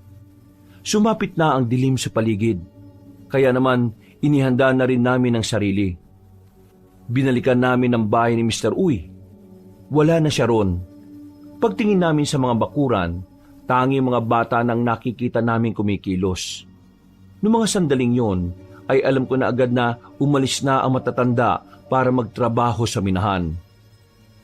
Lumapit kagad kami sa bakuran na malapit sa amin. Pero sa halip na kausapin kami ng mga bata, natakot sila sa amin at pumasok sa loob ng bahay. Ganon din ang reaksyon ng mga sumunod na bata na tinangka naming kausapin. Pre, wala yata tayo makakausap na matinuri ito. Merong isang bata rito nung nakaraan na may gustong sabihin sa amin Siya ang kailangan natin makausap. Kailangan natin siyang mahanap dito. Saan naman natin siya hahanapin, Aber? Idisuyurin natin yung buong barangay Pag-asa. Inisa-isa nga namin ang mga natitirang bahay, Kabanong. Pero sa kasamaang palad, hindi namin nakita roon ang hinahanap namin. Ilang beses na rin naming sinubukan na makipag-usap sa mga bata. Kaso masyado silang mailap. Hindi nila kami hinaharap. Sumisilip-silip lang sila sa bintana. Baka sa kanilang mukha ang takot. Pre, may tao. Gagi, tago tayo. Hinila ko si Baste papunta sa gilid ng bahay. Pinagsiksikan namin ang mga sarili namin sa kulungan ng mga manok. Pasimple ko silang sinilip. Kasama nila si Mr. Uy. Nang makalagpas na sila sa amin ay nakahinga na rin kami ng maluwag. Buong akala namin ay nakita nila kami. Tingin ko, balik na lang tayo bukas. Oo, siguro nga. Balik na lang tayo.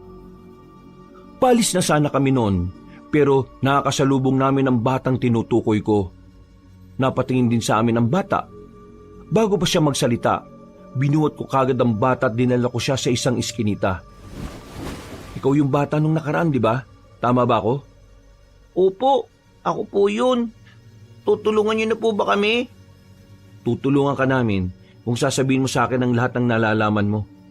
Ngayon, sabihin mo sa akin, anong pagkakakilala mo kay Don Luis? Sandaling hindi nakapagsalita ang bata. Hindi ko makita ang mukha niya dahil medyo madilim.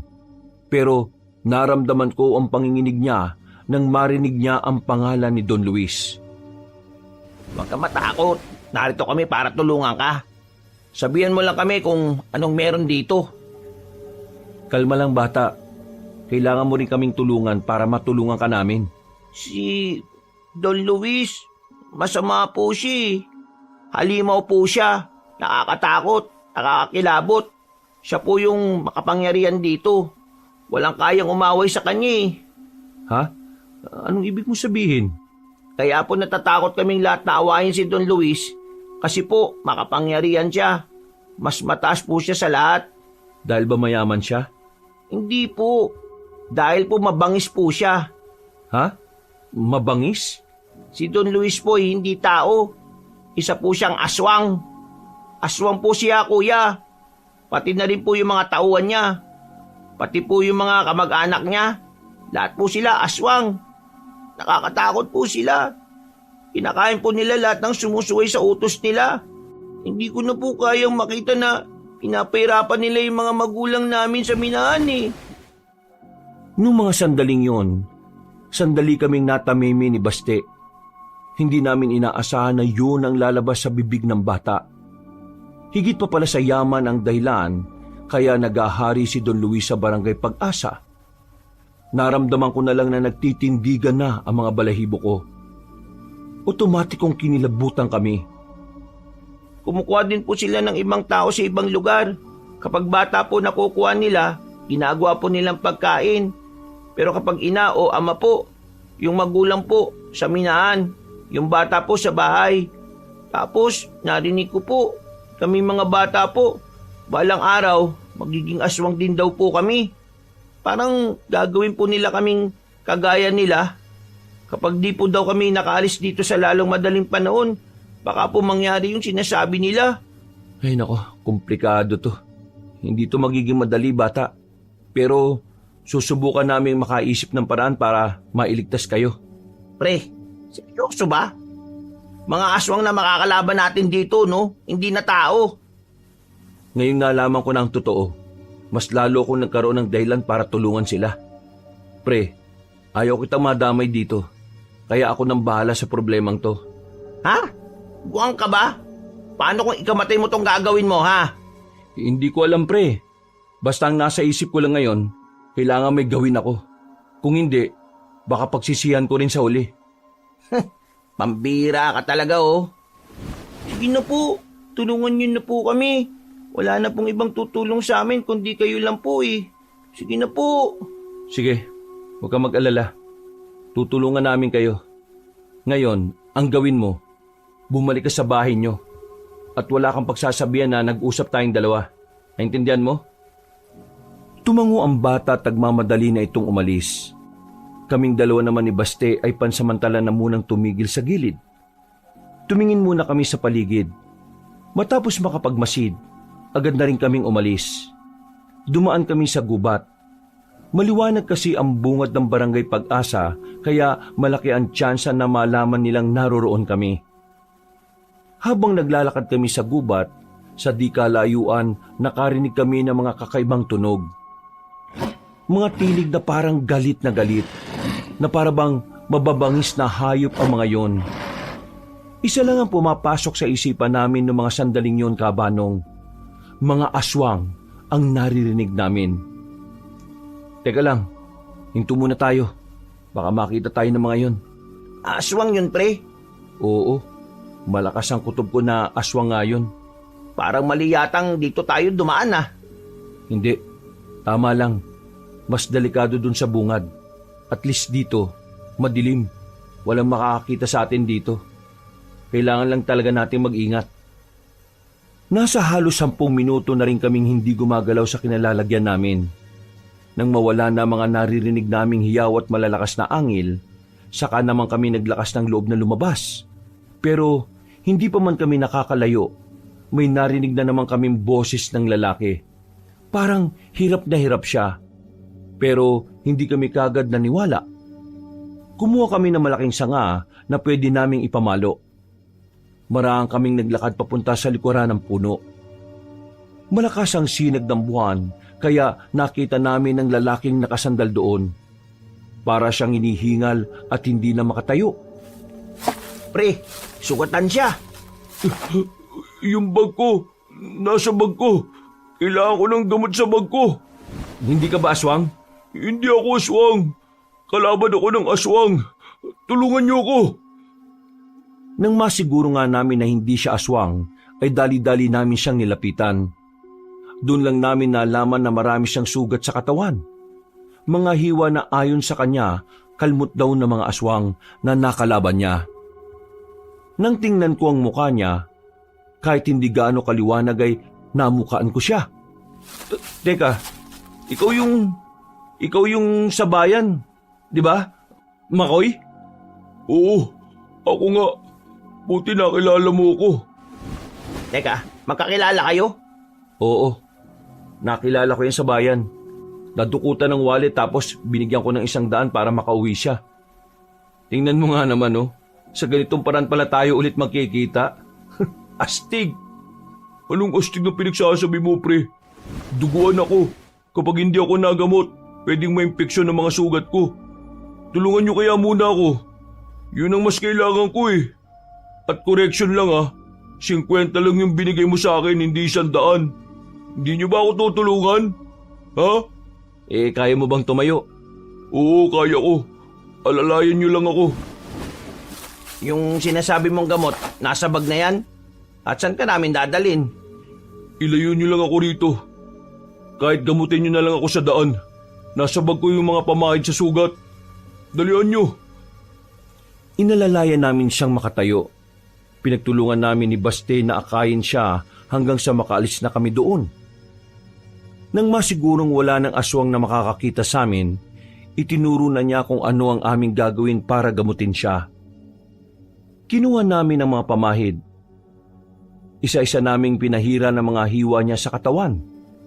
Nilinis din namin yon gamit ang tubig na nasa bag din niya.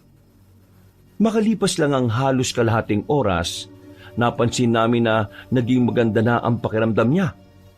Namamangha ko noon lalo na nang makita na sobrang bilis makagamot ng mga ginamit namin sa sugat niya. Anong klase mga halamang gamot yon? Bakit sobrang epektibo? Mga halamang gamot na gawa ng lolo ko bago siya namatay. Sobrang bisa, parang magic. Matatanggal niya agad yung kirot at mababawasan yung mga pamamaga. Gagaling to mga 3 araw. Mas mabilis kumpara sa ibang sugat na ginagamot sa ospital. Teka, sabihin mo nga sa amin, Makoy. Ano ka ba talaga? Bakit ka nagkasugat ng ganyan? Bakit mo kinakalaban yung mga aswang ng mag-isa ka lang? Hindi ako nag-iisa. Meron akong kasama. Nakahiwa-hiwalay lang kami. Natagpuan namin ang kuta ng mga aswang sa isang kuweba. Inatake namin sila kagad. Hindi namin inakala na meron silang mga hinahandang patibong. Nakaamoy kami ng masangsang, nahilo kami. Dahil doon, hindi kami nakalaban na maayos. Buti na lang nakatakas kagad kami.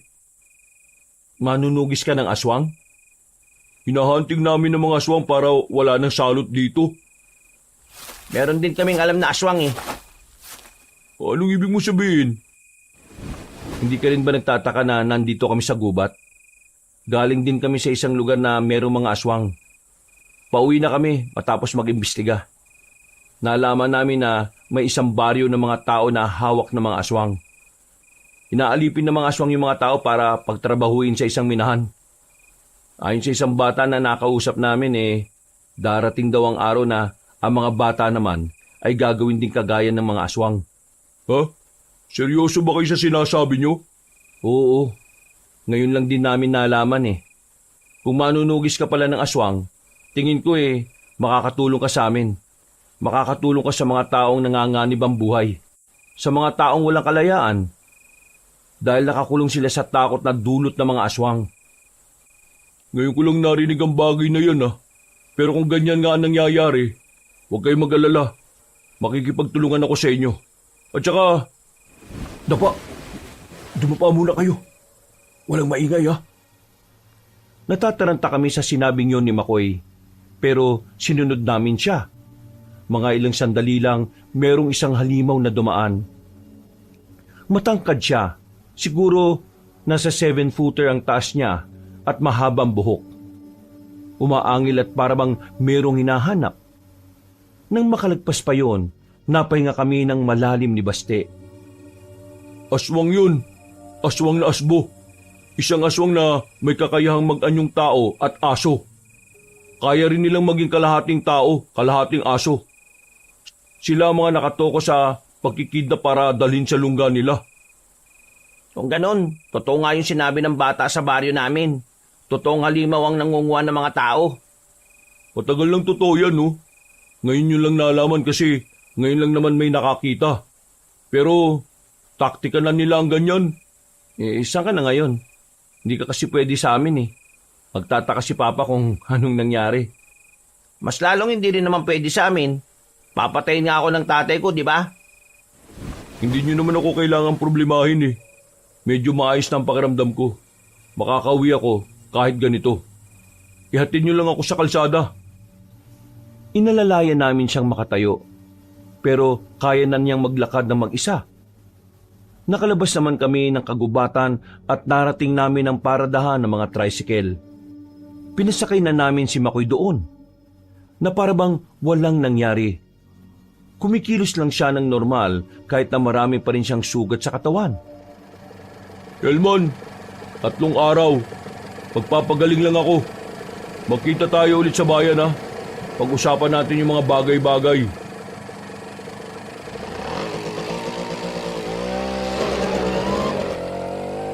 Sigurado ka bang ayos lang talaga yun? Sabi niya ayos lang siya, di ba? O yan ang plano. Pahinga muna tayo. Hintayin natin si Makoy gumaling. Siya ang makakatulong sa atin. Ikaw, saan ka ngayon? Hindi ko rin alam Baka matulog na muna ako sa kung saan-saan lang. Sa bahay ka na nga muna. Huwag ka na lang lalabas para hindi malaman ng airpot mo na nasa amin ka. Ayos lang ba yun? Oo naman. Kasya pa naman tayo sa kwarto ko Sumakay na rin kami sa tricycle at nakauwi naman kami na maayos. Inabutan namin si Papa na nagsisibak ng kahoy. Tinigil niya kagad ang ginagawa niya at sinalubong ako ng tanong. Ay, saan ka ba nang galing? Kanina ka pang hapon wala 8:00 na ng gabi, saka ka lang umuwi. Wala kang sinabi kung saan ka pupunta. May may pinuntahan lang kami nitong si Baste. Saan? Saan niyang pinuntahan niya, Baste? Diyan lang po sa may may okasyon lang naman po, napakain. Oo pa, napakain nga. Pero huwag kayong mag-alala. Hindi naman kami nakainom Normal lang. Sa susunod magsabi ka sa akin kapag aalis ka o may pupuntahan kang mga ganyan. Alam mo namang uso ang kidnapping ngayon Pasensya na pa. Huwag kang mag-alala. Magsasabi na ako kagad sa susunod. May dapat lang. Pa, pwede bang dito na muna sa atin si Basti matulog? Nag-away kasi sila ng airpot niya Wala namang problema. Kaso ang iniisip ko, baka mamaya puntahan ka rito ng airpods mo, Baste. Hindi naman po siguro. Basta, hindi niya alam na narito ako. Siya sige. Pumasok na kayo sa loob at kumain na kayo. Palihim kaming nag-appear ni Baste na makapasok na kami sa bahay. Sa puntong yon, nakaramdam na rin kami ng ginhawa. Sa sobra kaming napagod sa mga nangyari, kaya para tuloy kami mga hindi kumain ng ilang araw sa sobrang gutom. Bandang 10:00, dinalaw na agad ng antok si Baste. Nauna na siyang natulog sa kwarto ko. Habang ako na nagmumuni-muni, bigla kong nilapitan ni Papa at inabutan niya ako ng kape. Hindi ka makatulog ano? May iniisip ka siguro. Hindi lang talaga ako inaantok pa. Tapos, binigyan niyo pa ako ng kape. Galing kang barangay Pag-asa, hindi ba? Kala mo, hindi ko alam, no? Ho? Paano niyo po nalaman pa? Kilalang kilala kita kung kailan ka nagsasabi ng totoo at hindi. Napag-usapan natin yan eh. Tapos, bigla kang nawala ng hindi nagsasabi. Dati ka naman nagpapaalam kapag aalis ka. Tapos sasabi mo sa akin galing kang okasyon. Pero nung pinakain ko kayo, gutom na gutom kayo. Sinong niloloko mo? Wala na akong nagawa Banong kundi ang aminin sa kanya na nanggaling nga ako roon. Pero hindi ko sinabi kung ano ang totoong nangyari. Ayoko kasing masangkot pa siya sa kung anuman ang mga gusto naming gawin ni Baste. Hindi naman siya nagalit. Pinagsabihan niya lang ako na huwag ko na ulit-uulitin dahil baka mapahamak lang ako. Pero ang hindi niya alam, wala akong balak na tumigil. Kahit pa alam ko ng mga aswang ang maaari naming makaharap. Mabilis na lumipas sa mga araw. Nakakuha na rin ako ng tsansa para makaalis ng bahay. Saktong wala pa rin kaming tindang gulay dahil may 4 na araw pa para mag-ani kami. Habang abala ang tatay ko sa pag-sideline sa pagkukumpuni sa barangay, umalis na muna ako ng bahay kasama si Baste. Papunta kami sa bayan para kitain si Makoy. Sigurado kang sisipot yung taong yon? Siya ang nagsabi na magkita ron, di ba? Malamang sisipot yun. Pre, medyo kinakabahan ako eh. Parang ayaw ko naman na iwan ka mag-isa. Kapag namatay ka, yari ako sa tatay mo. Huwag ka kasing nega. At saka, hindi lang naman si Makoy yung makakasama natin eh. Kasama rin natin yung mga kasamahan niya. Nang makarating na kami sa sasakyan, ay bumiyahe na rin kagad kami. Ilang minuto lang ay narating na rin namin ang bayan. Inabutan namin si Makoy roon. Mukhang totoong magaling na siya. Malayo pa lang, ngumiti na siya kagad sa amin. Maraming salamat at dumating kayo. Ngayon, pag-usapan natin kung paano natin ililigtas yung mga tao sa barangay Pag-asa. Anong unang gagawin natin? Sumunod kayo sa akin. Ipapakilala ko kayo sa mga kasamahan ko. Meron kaming pinuntahang luma at malaking bodega. Pagpasok namin doon, ay naghihintay ang mga kalalakihan na maraming tattoo sa katawan. Malalaki ang mga katawan. Para silang mga gangster at mga bad boy sa palabas. Meron din kaming nakita roon na may mga benda sa kamay at sa bandang balikat. Doon, pinag-usapan namin ang gagawin pagpunta sa barangay Pag-asa. Ilang minuto lang ang tinagal ng pag-uusap, maya-maya lang ay lumarga na rin kami. Noong mga sandaling yun, kabado talaga ako noon Banong. Pero kapag naalala ko ang pagmamakaawa sa akin ng bata, para akong nagkakaroon ng lakas ng loob. Alam ko naman na hindi ko na dapat pinoproblema yon. Unang-una, wala naman akong kinalaman sa mga buhay nila. Pero bilang isa sa mga nakatuklas kung anong paghihirap na dinaraanan nila sa kamay ng mga aswang, hindi ko kayang tiisin na wala akong gawin. Sakay ng truck, bumiyahe kami patungo sa barangay Pag-asa. Nakasakay kami sa likuran. Tahimik, nagdarasal na sana walang mangyaring masama sa aming lahat. Nang marating na namin ang barangay Pag-asa, pinarada na nila ang sasakyan sa di kalayuan. Sa parting hindi basta-basta makikita ng iba. Elman, Basti, sa likod lang kayo ha. Yung mga dala niyong sandata, ginagamit yan. Sa oras na malagay sa alanganin ng buhay nyo, huwag kayong magdadalawang isip na protekta ng sarili ninyo. Basta, huwag lang kayong hiwalay kahit na anong mangyari. Okay, sige. Naintindihan namin. Elman, sigurado ka bang puro kabataan lang ang nasa barangay na yan ngayon? Ganitong gabi rin nung nakaraan. Kaya palagay ko, ito rin yung oras na nasa minhan ng mga magulang nila. Kung ganun, uunahin nating iligtas sa mga bata. Isasakay natin dito. Kapag nakuha na yung mga bata, mauna silang umalis. Habang tayo, iisa-isay nating lagasin ng mga aswang na nasa barangay na yan. Sinimulan na rin namin ang paglalakad. Maingat ang bawat takbang namin para wala kaming magawang ingay. Ayon kasi kay Makoy, may mga aswang daw na malalakas ang pandinig. Nang matanaw na namin ang liwanag na nagmumula sa barangay Pag-asa, sinenyasan na ni Makoy ang mga kasama namin. Nagwatak-watak, iba-ibang direksyon ang pinuntahan. Pero kami ni Baste ay kasama lang ni Makoy. Dumiretso kami hanggang sa makarating na kami sa likuran ng isang bahay. Dumaan kami sa gilid. At nang makita na namin ang isang batang lalaki na abalang nagsisibak, nilapitan namin siya kaagad.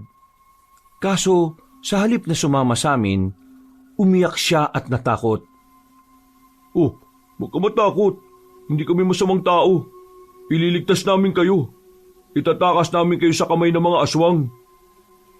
Biglang tumakbo ang bata paalis. Hahabulin pa sana namin pero pinigilan kami ni Makoy. Hayaan na lang natin.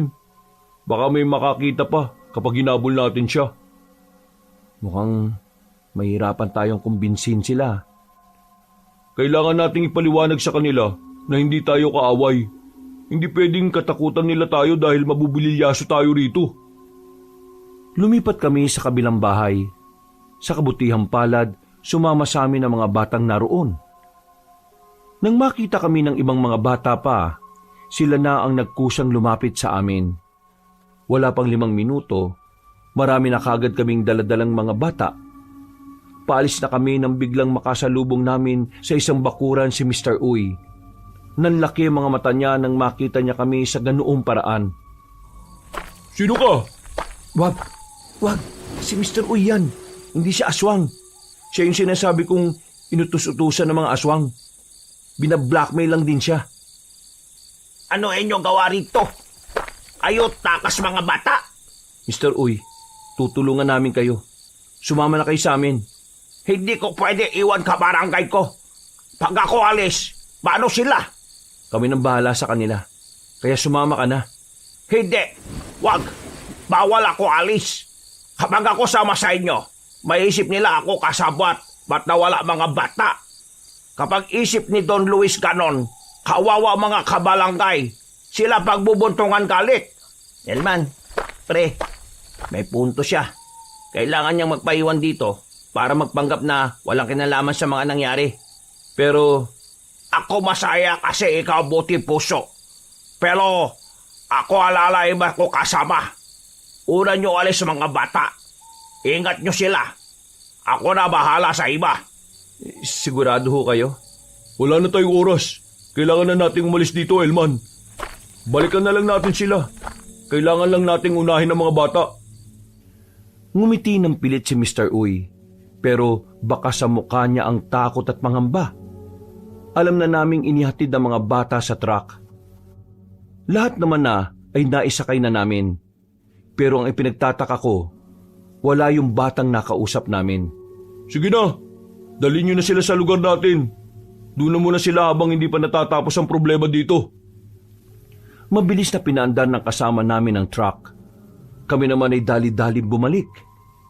Nakita pa namin si Mr. Uy na umalis na sa barangay Pag-asa.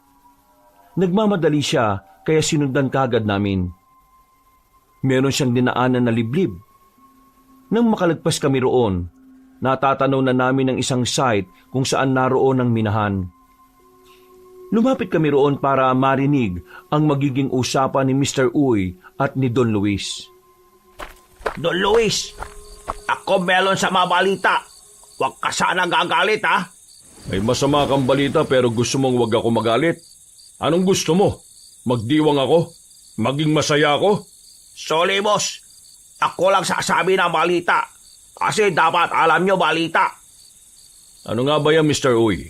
Mas lalo lang ako nabubwisit pag ganyan eh. Pagbalik ko balangay, pansin ko mga bata wala na. Di ko alam saan pupunta. Baka takas sila. Boss, baka alis sila bigla. Wala kasi bantay eh. Kung yung mga bata nakatakas, paano mga walang bantay? Inutusan ko si Beatrice na puntahan ng mga tauhan doon para magbantay. Nasaan sila? Ako wala bossing. Ako dati wala bantay talaga. Kaya ako gugulat din eh. Beatrice, Anong ibig sabihin nito? Di ba inutusan kitang maglagay ng bantay doon? Ano nangyari? Nagputos din po ako sa kanila na magbantay doon, Luis. Pero hindi ko alam kung bakit walang bantay doon. Kayo mga siraulo kayo, ah. Saan kayo nagpunta? Saan kayo galing at bakit wala kayo sa barangay? Napalingon silang lahat sa 7 lalaki na kararating lang. Nakayuko ang mga yon. Amoy alak pa. Lalong nang galaiti si Don Luis noong mga sandaling yon. Nagulat kami sa susunod na nangyari, Kabanong. Dahil sa katarantaduhan nyo, nawala mga bata sa mga bakuran nila. Umangin ng malakas si Don Luis. Humaba ang kuko. Dinakma niya ang isang lalaking aswang sa gilid. Dinukot niya ang puso nito. Hindi pa nakontento ang Don, sinunod naman niya ang isa pang lalaki. Pinagkakakalmot niya yon hanggang sa lumaylay na ang ulo. Balak pa sanang paslangin ni Don Luis ang iba pang aswang pero inawat na ito ng babae. Nakatikim naman ito ng malakas na sampal. Isa ka pang babae ka! Ang tanga-tanga mo! Bakit hindi mo siniguro na magbabantay talaga ang mga tao mo? Tingnan mo ang nangyari. Nakatakas sa mga batang magsisilbi sana sa susunod na henerasyon. Patawarin niyo po ako, Don Luis. Patawarin? Wala kang kwenta! Ikaw lang ang babaeng aswang na makitid ang utak kahit na kailan. Manang-mana ka sa ama mo. Ano? Ano ba tinatanga nyo? Hanapin nyo na ang mga bata. Mga bata lang yon. Hindi pa nakakalayo mga yon. Agad na kumilos ang lahat ng aswang na naroon. Sumunod din naman si Don Luis sa mga yon. Ang tanging natira na lamang sa minahan ng mga oras na yon ay si Mr. Uy at pati na rin ang iba pang mga taga-barangay na nagmimina. Bilis! Bilis! Agad naming nilapitan si Mr. Uy. Nagbantay kami sa labas habang siya naman ay pumasok sa minahan para sunduin ang mga kasama. Sinamantala namin ang pagkakataon na wala pa ang mga aswang. Paglabas nila, wala kaming sinayang na pagkakataon.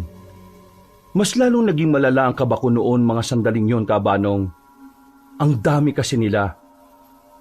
Hindi maiwasan na makalikas sila ng ingay habang tinatahak namin ang kagubatan. Mga ilang sandali lang, biglang tumigil sa paglalakad si Mr. Uy. Nagtaka naman ako kung bakit. Meron siyang naalala. Nako! Oh, bakit Mr. Uy? Anong problema? Si Ruel! Sinong Ruel? Si Ruel yung bata! Bata na kausap niya! Yung hingi tulong sa'yo! Si Ruel yun! Doon siya iwan sa bahay niya! Wala na nanay tatay, batay na! Kain na sila aswang nung nakalaang buwan! Eh bakit hindi siya sumama sa amin kanina? Hindi namin siya nakita eh. Ako na balik! Kuha ko si Ruel! At dala ko siya sa inyo! Hindi pwede iwan bata, kawawa! Pagkalam Don Luis na loko natin siya, si Ruel kawawa! Buntungan galit! Ako na lang ang babalik. Ituro mo na lang sa akin kung nasaan ang bahay niya. Hindi! Hindi pwede na di ako samba! Meron sila aso doon! Malami! Ako kilala mga aso! Kapag ako lapit, di sila tahol! Pero kung ikaw, iingay sila! O siya, sige.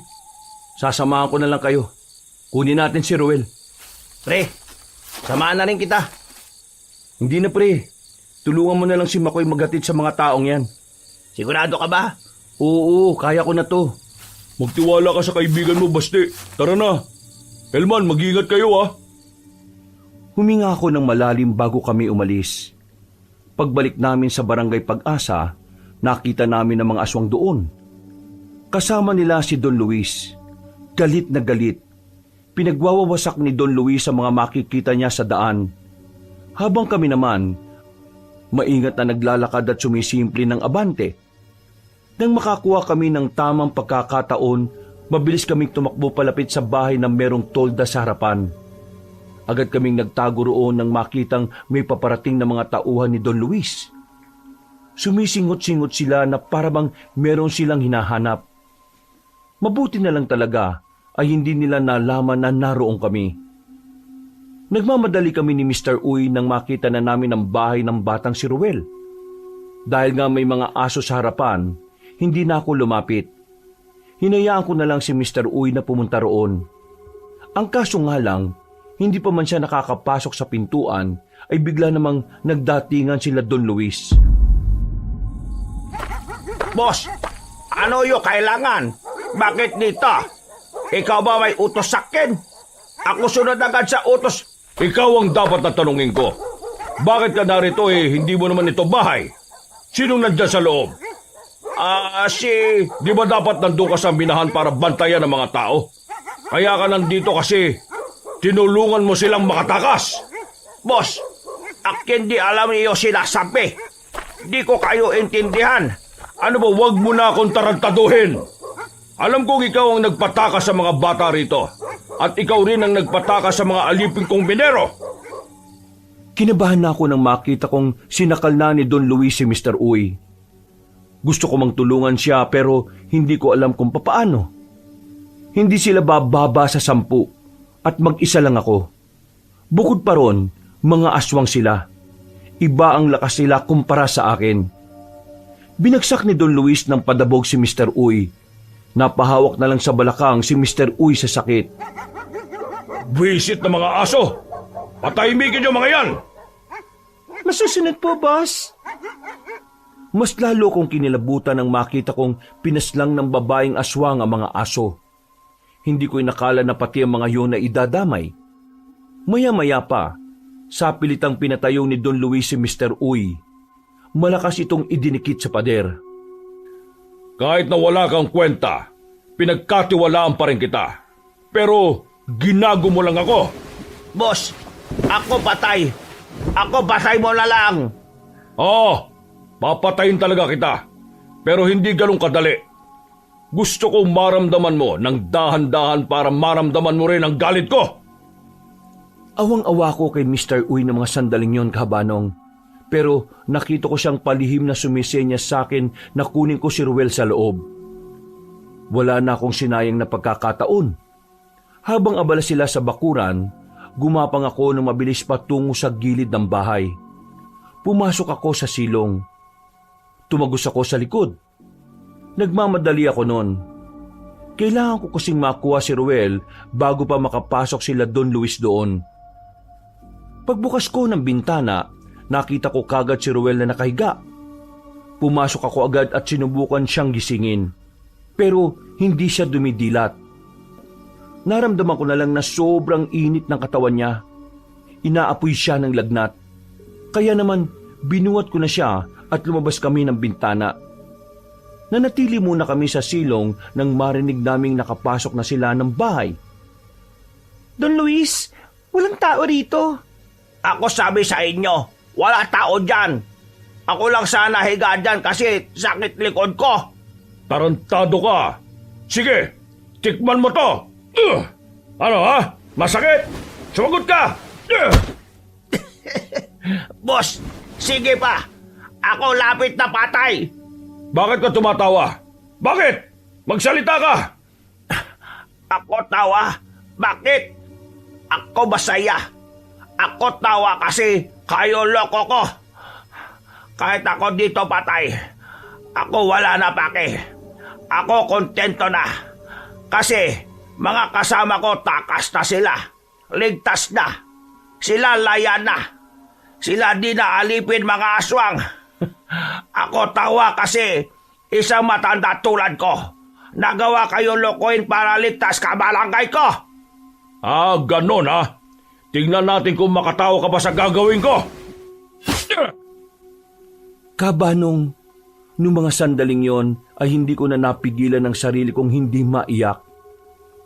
Kahit na hindi ko naman kaano-ano si Mr. Uy, naawa ko sa ginawa sa kanya.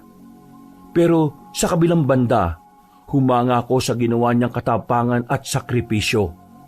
Hindi naging hadlang ang katandaan niya maging bayani sa gitna ng panganib. Pagsilip ko sa harapan ng bahay, nakita ko nakabulagtahan na roon si Mr. Uy. Umalis na rin ang mga aswang. Sinamantala ko na yon para makalabas kami ni Ruel. Nilapitan ko ang duguan na si Mr. Uy. Punong-puno ng kalmot ang katawan niya. Hindi na makilala ang mukha niya sa dami ng hiwa. Maraming salamat, Mr. Uy. Maraming salamat sa ginawa niyo. Salamat sa pagpapahalaga mo sa mga taga rito. Huwag ka mag-alala. Hindi ko sasayangin ang sakripisyong ginawa mo. Hindi ka namin makakalimutan. Binuhat ko na si Ruel at agad na rin kaming umalis sa baryo. Masakit man sa akin na iwan ang katawan ni Mr. Uy, pero kailangan ko yung gawin.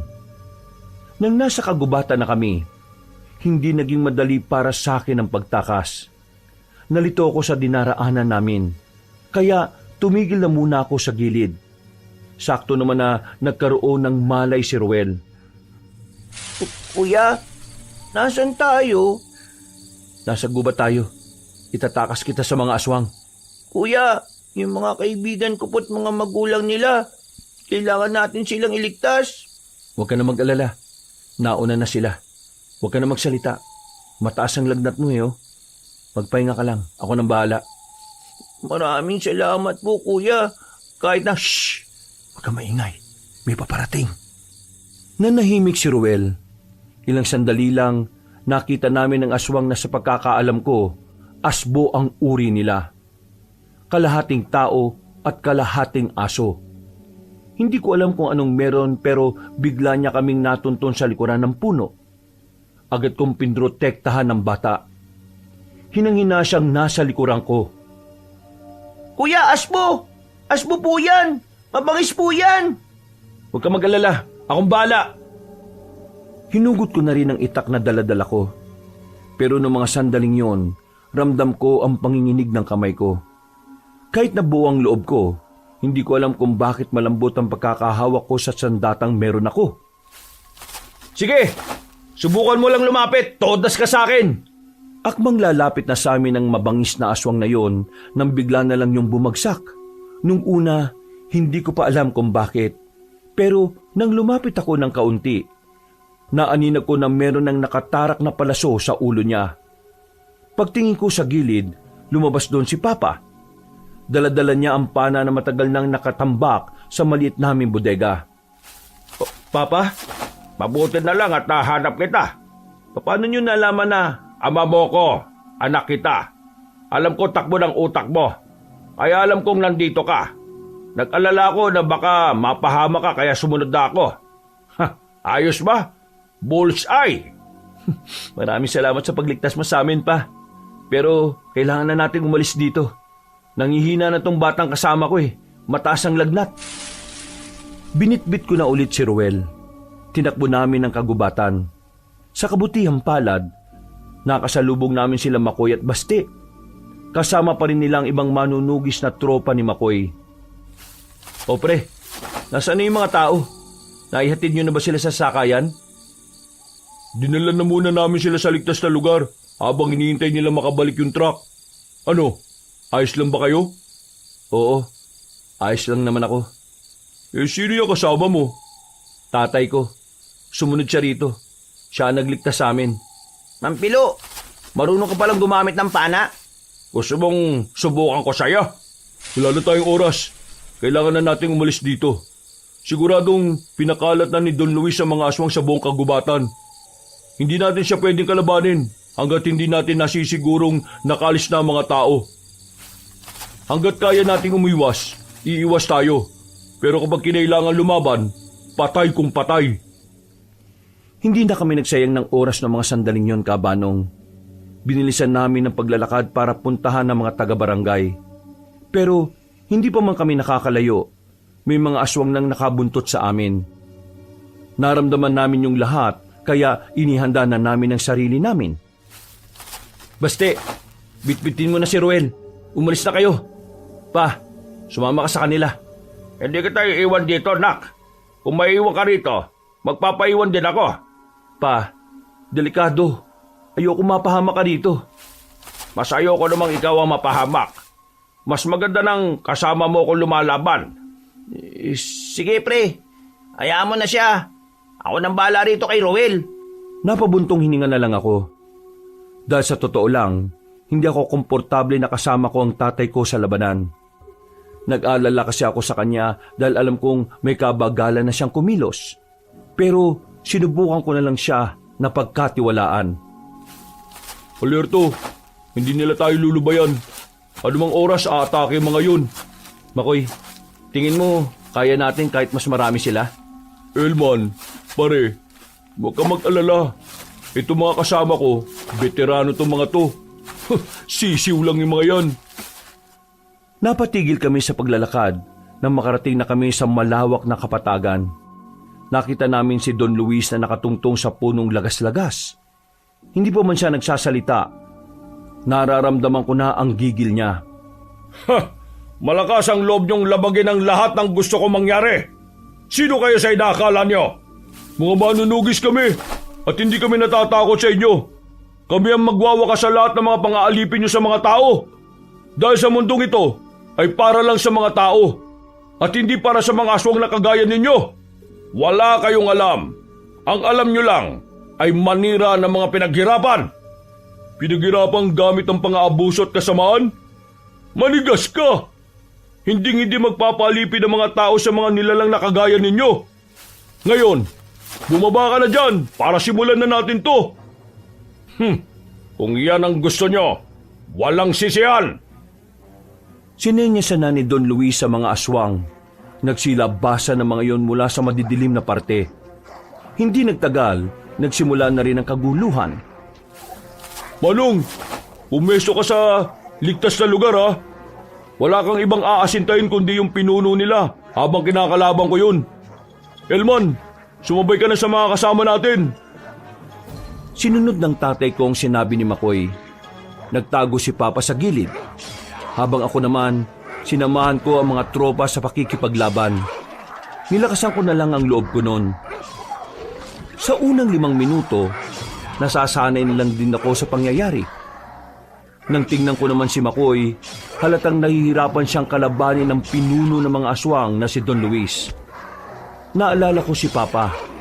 Napansin ko kasing hindi siya nagpapakawala ng palaso mula nang makipaglaban si Makoy. Kaya naman pinuntahan ko kagad siya sa kinaroroonan niya. Nakita kong nakaupo na siya sa sahig. May sugat na sa braso habang nasa harapan niya ang babaeng aswang na si Beatriz. Lakas loob akong tumakbo. Tinaga ko si Beatriz. At dahil hindi niya ako naramdaman, tinamaan ko siya sa liig. Agad siyang napadistansya. Wala akong sinayang na pagkakataon. Tinara ko sa kanya ang itak na hawak ko at nang masiguro kong wala na siya, nilapitan ko kagad ang tatay ko. Pa! May tama ka! Ayos lang ako. Hindi naman to malalim eh. Pero anak, hindi ko na kayang bumanat ng pana. Masakit sa braso. Baka hindi ko maasinta. Baka ang kasama mo ang matabaan ko. Ako na po ang aasinta. Sigurado ka ba? Hindi ka naman marunong nito eh. Nung bata ka ayaw na ayaw mo ng pana kasi napitikan ka na ng goma sa pisngi dati. Pa, kailangan ko tong gawin. Tingnan mo si Makoy oh. Nakikita mo ba yung sitwasyon niya? Sugatan na rin siya. Hindi niya kaya si Don Luis. Ibang klaseng aswang ang isang yun.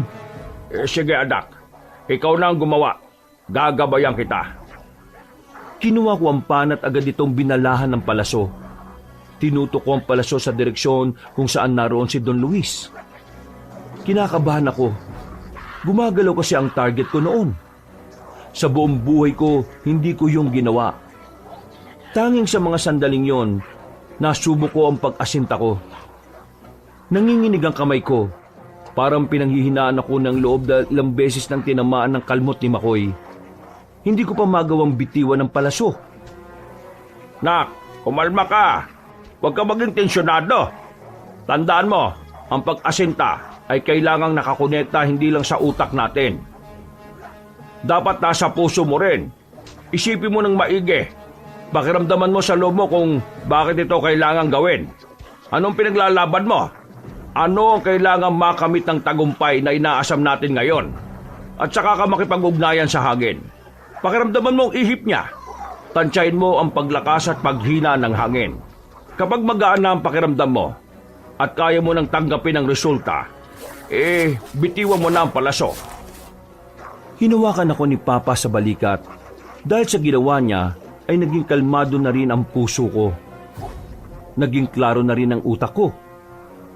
Huminga ako ng malalim. Sandali akong pumikit at pagdilat ko, muli kong inasinta si Don Luis. Noong mga sandaling yon, nakita kong nakaupo si Makoy. Nabitiwan niya ang itak niya, habang si Don Luis ay wala pang kagalos-galos. Sapul ka ngayon!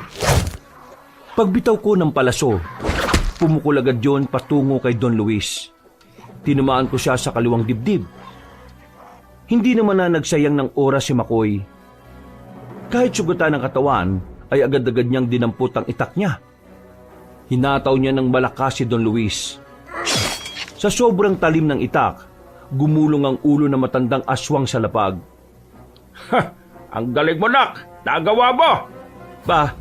Panalo na tayo!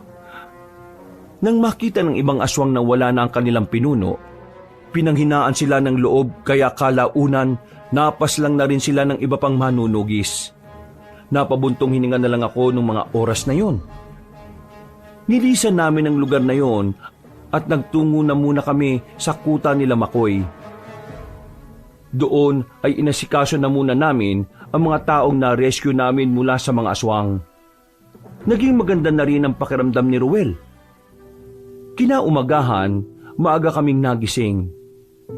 Kailangan kasi naming balikan ng Barangay Pag-asa para siguraduhin pwede nang bumalik ang mga tao.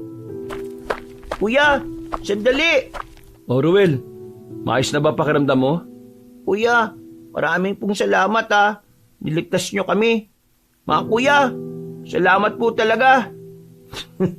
Wala yun. Ililigtas talaga namin kayo kahit na anong mangyari. Kasi yun ang dapat. Tama si Elman. Ngayon, wala na mga aswang.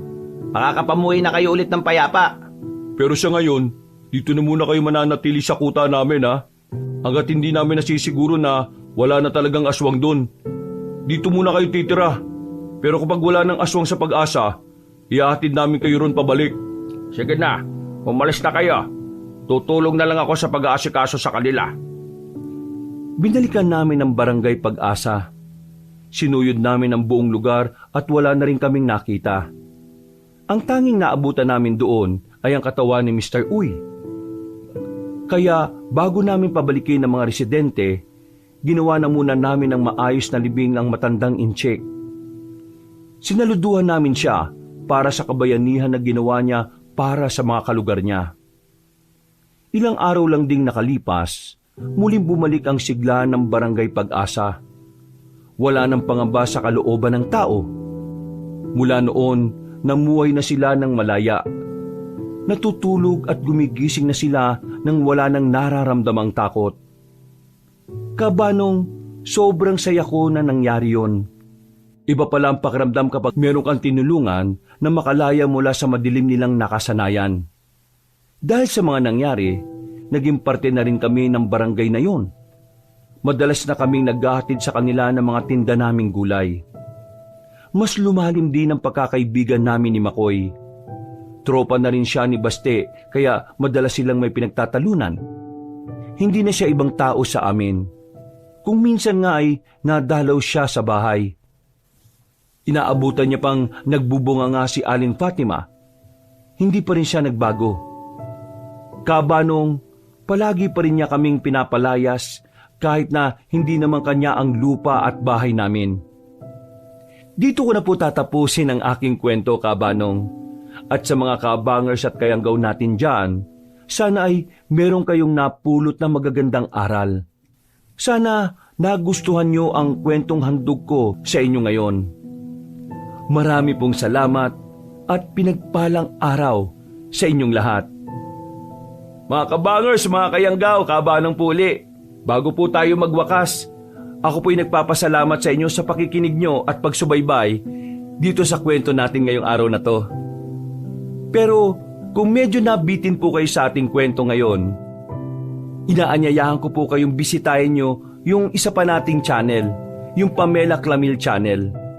Pag nagustuhan nyo po yung kwento natin doon, huwag nyo pong kalimutan na pindutin ang subscribe button, pati na rin po yung notification bell para lagi kayong nanonotify pag may mga bago tayong kwento. At meron pa po rin tayong isang bagong channel, ang Kabanong version 2.0, kung saan meron na po kayo mapapanood na gumagalaw na video at mga pictures. At meron din pong music and effects doon. Kaya sana ay mauna na kayong mag-subscribe doon para pag mayroon na po kaming in-upload na video, kayo ang unang-una po na manonotify at makakapanood nito. At syempre, huwag nyo rin pong kalimutang mag-comment at mag-like. So hanggang sa mga susunod na kwento, wakas,